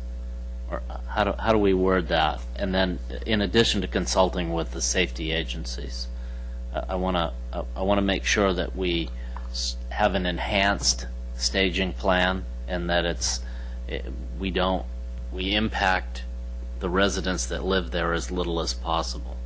And I feel like What's in there? that's what it says here, is that a staging plan should address truck routes, staging of materials, delivering, and general parking and circulation of all construction-related activities. And I would assume that when that statement in any conditional use permit that we would see is specific to the location. Is that a correct interpretation, or do we need to be more specific to focus on this location? Staff Well, you have a could recommendation? add to the end of the second sentence, because it's focused on the construction activity, but you also want to focus on neighborhood circulation, right? Yes. So you could add neighborhood circulation in the second sentence, and in the third sentence, you add consultation with safety agencies. Okay, I'm happy with that. okay, that's good. Thank you. I think that will address the concerns that the neighbors have. And that takes care of all the notes that you had in terms of Yes. any suggested, okay. 14, understand what they mean by issue. I mean, it seems like we've got this thing split up. 12 and 14 seems like they need to be together. But what's a city construction staging plan checklist? Does it have any of this stuff in it that we're talking about? It does, but the construction staging plan checklist is mostly for the ongoing construction after the grading's done, and whereas 12 is more of a public works staging plan for the delivery of the trucks. The two standard conditions, but the one on number 12 is really more to do with the truck deliveries and that shorter period time frame, whereas number 14 is ongoing and includes BMP's breast management practices and a variety of other things for handling the staging of equipment, material deliveries, and parking for employees, and all of those other things.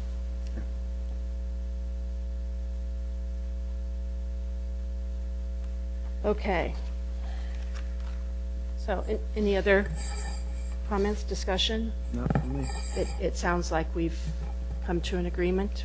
Someone like to So make if a you're- motion If you're reflecting ready those- for a motion, Oh, can you We have to do have grading. a motion to close the public hearing again? We reopen it? Yes. Oh, we did? Oh, Yeah. yes. I move we close the public hearing Second. again. All those in favor? Yes. Yes. Yes, would you please? You have not And closed it yet. restate your name, please. Please, in the microphone. Mike Torres, I just want to know the size of the studio. And the reason I'm asking is because what I'm hearing, it's a 3-bedroom, 2-bath house, and this is only for out-of-town guests. So it could be a lot smaller if it wasn't a permanent residence. So I just want to know the 140 size of the studio. It's 446 feet. Okay, thank you. Pretty small. Okay. Okay, so all those in favor of closing public hearing? Aye. Aye. Passes. Okay, now moving on to, And I just want to comment on the letter that we received from Arthea and Frederick Ball, and the concerns of the stability of the hillside. One of the conditions is a $562,000 bond to make sure that any problems that arise from the instability of the hillside are addressed and taken care of. So that is in place. So the concerns about the hillside should be addressed through that. I didn't interpret it that way. I interpreted the fact that they're taking all that dirt out, it's going to make it more unstable. Regardless of the dirt and hauling permit, I assume that's what they're Right, talking about. but that's what the bond addresses for. During the process, but during after the the process process. is over with, the Right. bond doesn't exist anymore. Right, assume. it's only for during the process. Okay. I don't know if that deals with the Their Ball's concerns, their question. long-term concerns. I think it's a long-term issue, not a short-term issue. Is so that that's how I something interpret it Is anyway. that something you think we need to address? Well, I assume that we're going to be doing general business standards, right? Conditions, It's construction an standards? engineered Engineer, plan I mean, Okay, that's required. okay.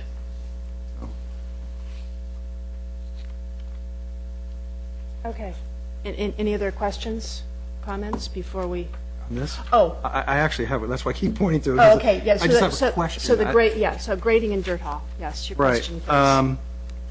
In the conditional permit, we have the times for hauling, but we don't have it in the actual grading permit. Do we need to have it in there? Because I don't see it in here. It could be added in. Yeah, we have it under PW 12. Yeah, those, both those documents came from Public Works, and so it'd be easy for us to add them into one of the conditions, just to include the hours of 9 to 4. I mean, for- I would think we would need to put it in. I don't want to put something we don't need to put in, but I'm just asking the question. I think that they don't, Public Works gives us those conditions. I think they just don't add them because they're used to the hours, and it's, it's their right hand, but it certainly makes sense to put them in there. It's not- What are no you saying additional- to add again? Well, if you look at PW 12 over Right, here, I under see the that. conditional use permit, it's about the dirt hauling hours, but it isn't over here on the grading and dirt haul permit. Oh, okay. That's because the grading hours reflect the construction hours, whereas the dirt hauling hours actually are different than Right, the they're 9 regular to 4, which is construction. what's in here, in the conditional use permit. Oh, Different okay. from, So construction yours- hours are 8 to 4 or 5, whatever it Yeah. is. Yeah. And the dirt hauling is 9 to 4, but there's no mention of it Nothing, in okay, the permit. okay. So I was And I'm I just was wondering thinking if we you were need to put it, talking if we about- don't, we don't. I just want to bring it up. Yep. What? I would think it would make sense to Okay. do that. Okay, so we're going to add the hours to that, okay. So that'd be PW 12 needs to be added to the dirt draft grading and dirt haul permit approval.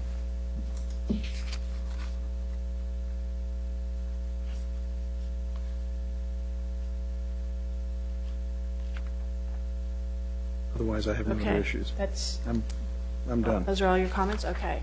Commissioner Marsters, are you? Done. Okay. So would one of you like to make a motion? I can do it if I can read it from here, because I can't read it from there.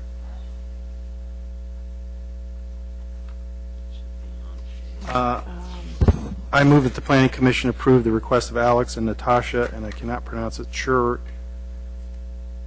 somebody help me here, thank you. Thank you.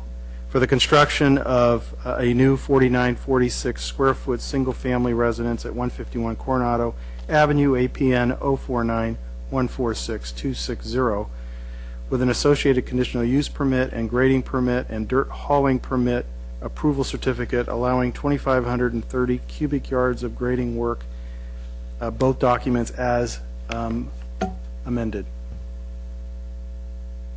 Second. Do we need to be specific about what was amended, or is staff comfortable with what that includes? You could add, to add the languages discussed by the Planning Commission for condition 11 and 12 of the conditional use permit, and to add PW number 12 to the grading and dirt haul permit approval certificate. All right, so as amended to include the language discussed in item 11 in the conditional use permit, and, 11 and 12 in the conditional use permit, and the addition of PW 12 to the draft grading and dirt haul permit approval certificate. Second. All those in favor? Aye. Aye. Passes unanimously from all three of us. There's a 10-day right of appeal. Okay, moving on to the agenda. To reports, correspondence, and general information. Report on recent city council actions. Yes. The City Council appointed Robert Hudson to a 3-year term on the RDRC, and his first meeting was tonight, and fit right in. Yeah. Did a very good job. Oh, great.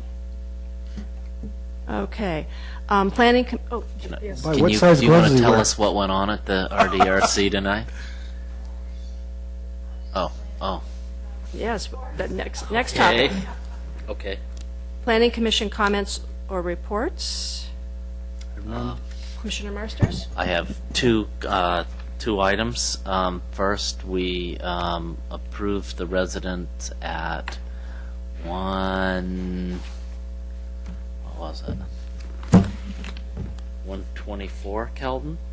125 Kelton at the RDRC. So unless there's a 10-day, unless there's an appeal of that, that project will be moving forward. So that's both houses have been approved. The first house you approved, and we approved the Technically, I second forgot. house tonight. And the second item that I'm going to talk about is I attended a community outreach workshop in San Mateo with 6 other San Carlos commissioners. It was a community conversation on shared services, and it was mainly an informational session, but the idea is to, over time, hold more of these and to look at more ways that cities can share services amongst themselves. So I have a couple of pieces of information if anybody's interested in looking at that. When was that? What? When was it? What was it? That was not. That was the 13th, Okay. 6 days ago. Okay.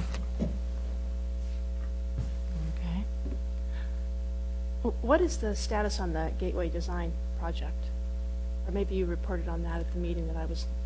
As far as I know, the city council accepted the designs and are waiting for funding to materialize before anything is moved forward on that.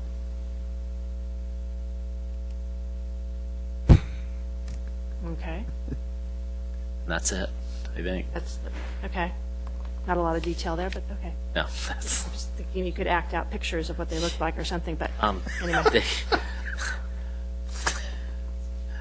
somewhere they're available online because they had to be presented to the city council Yeah, they are available at the online. Is meeting. that something you could send me the link Oh, sure. to that? Sure. I'm just curious. Yeah. especially now is when you drive in on Industrial from Redwood City and where you've got the city of San Carlos and it's just all dried weeds. It's a really nice dried floral arrangement there. Okay. Commissioner Sanfilippo, anything? No? Okay. I will be meeting with the city manager, Jeff Maltby, this Wednesday morning. He's requested all of the commission chairs meet with him regarding upcoming activity. It's kind of open-ended, so I just wanted to let you know about that and also see if you have any input or anything you would like me to share with the city manager. Do either of you have anything? Okay. All right, I will let you know at the next meeting if they're going to keep us or not. No, just kidding. Okay. Correspondence. None. Planning staff comments, reports, and updates of current projects. Yes, you have in your packet a memo regarding the zoning ordinance update, and we are preparing another resolution and staff report for you to consider the August City Council public hearing draft. The Economic Development Advisory Commission wanted to pass along some recommendations that furthered economic development and to the degree to which those also affect land use. And since you are the land use recommending authority, we will bring it back to you on October 3rd. We expect that it will go to the council about a month after that. So this is postponing, they were supposed to hear it next Monday, and this is Right. postponing that for EDEC's recommendations to come to planning. That's correct. And then as a result of that, we've taken a look again. We have a couple more little corrections, so we'll see you on the 3rd for that Work in meeting. process. Yeah. Everything's Yeah. a work in A process. work in process. Okay. Okay. Then, if there's nothing else, last one? Okay, this meeting is adjourned.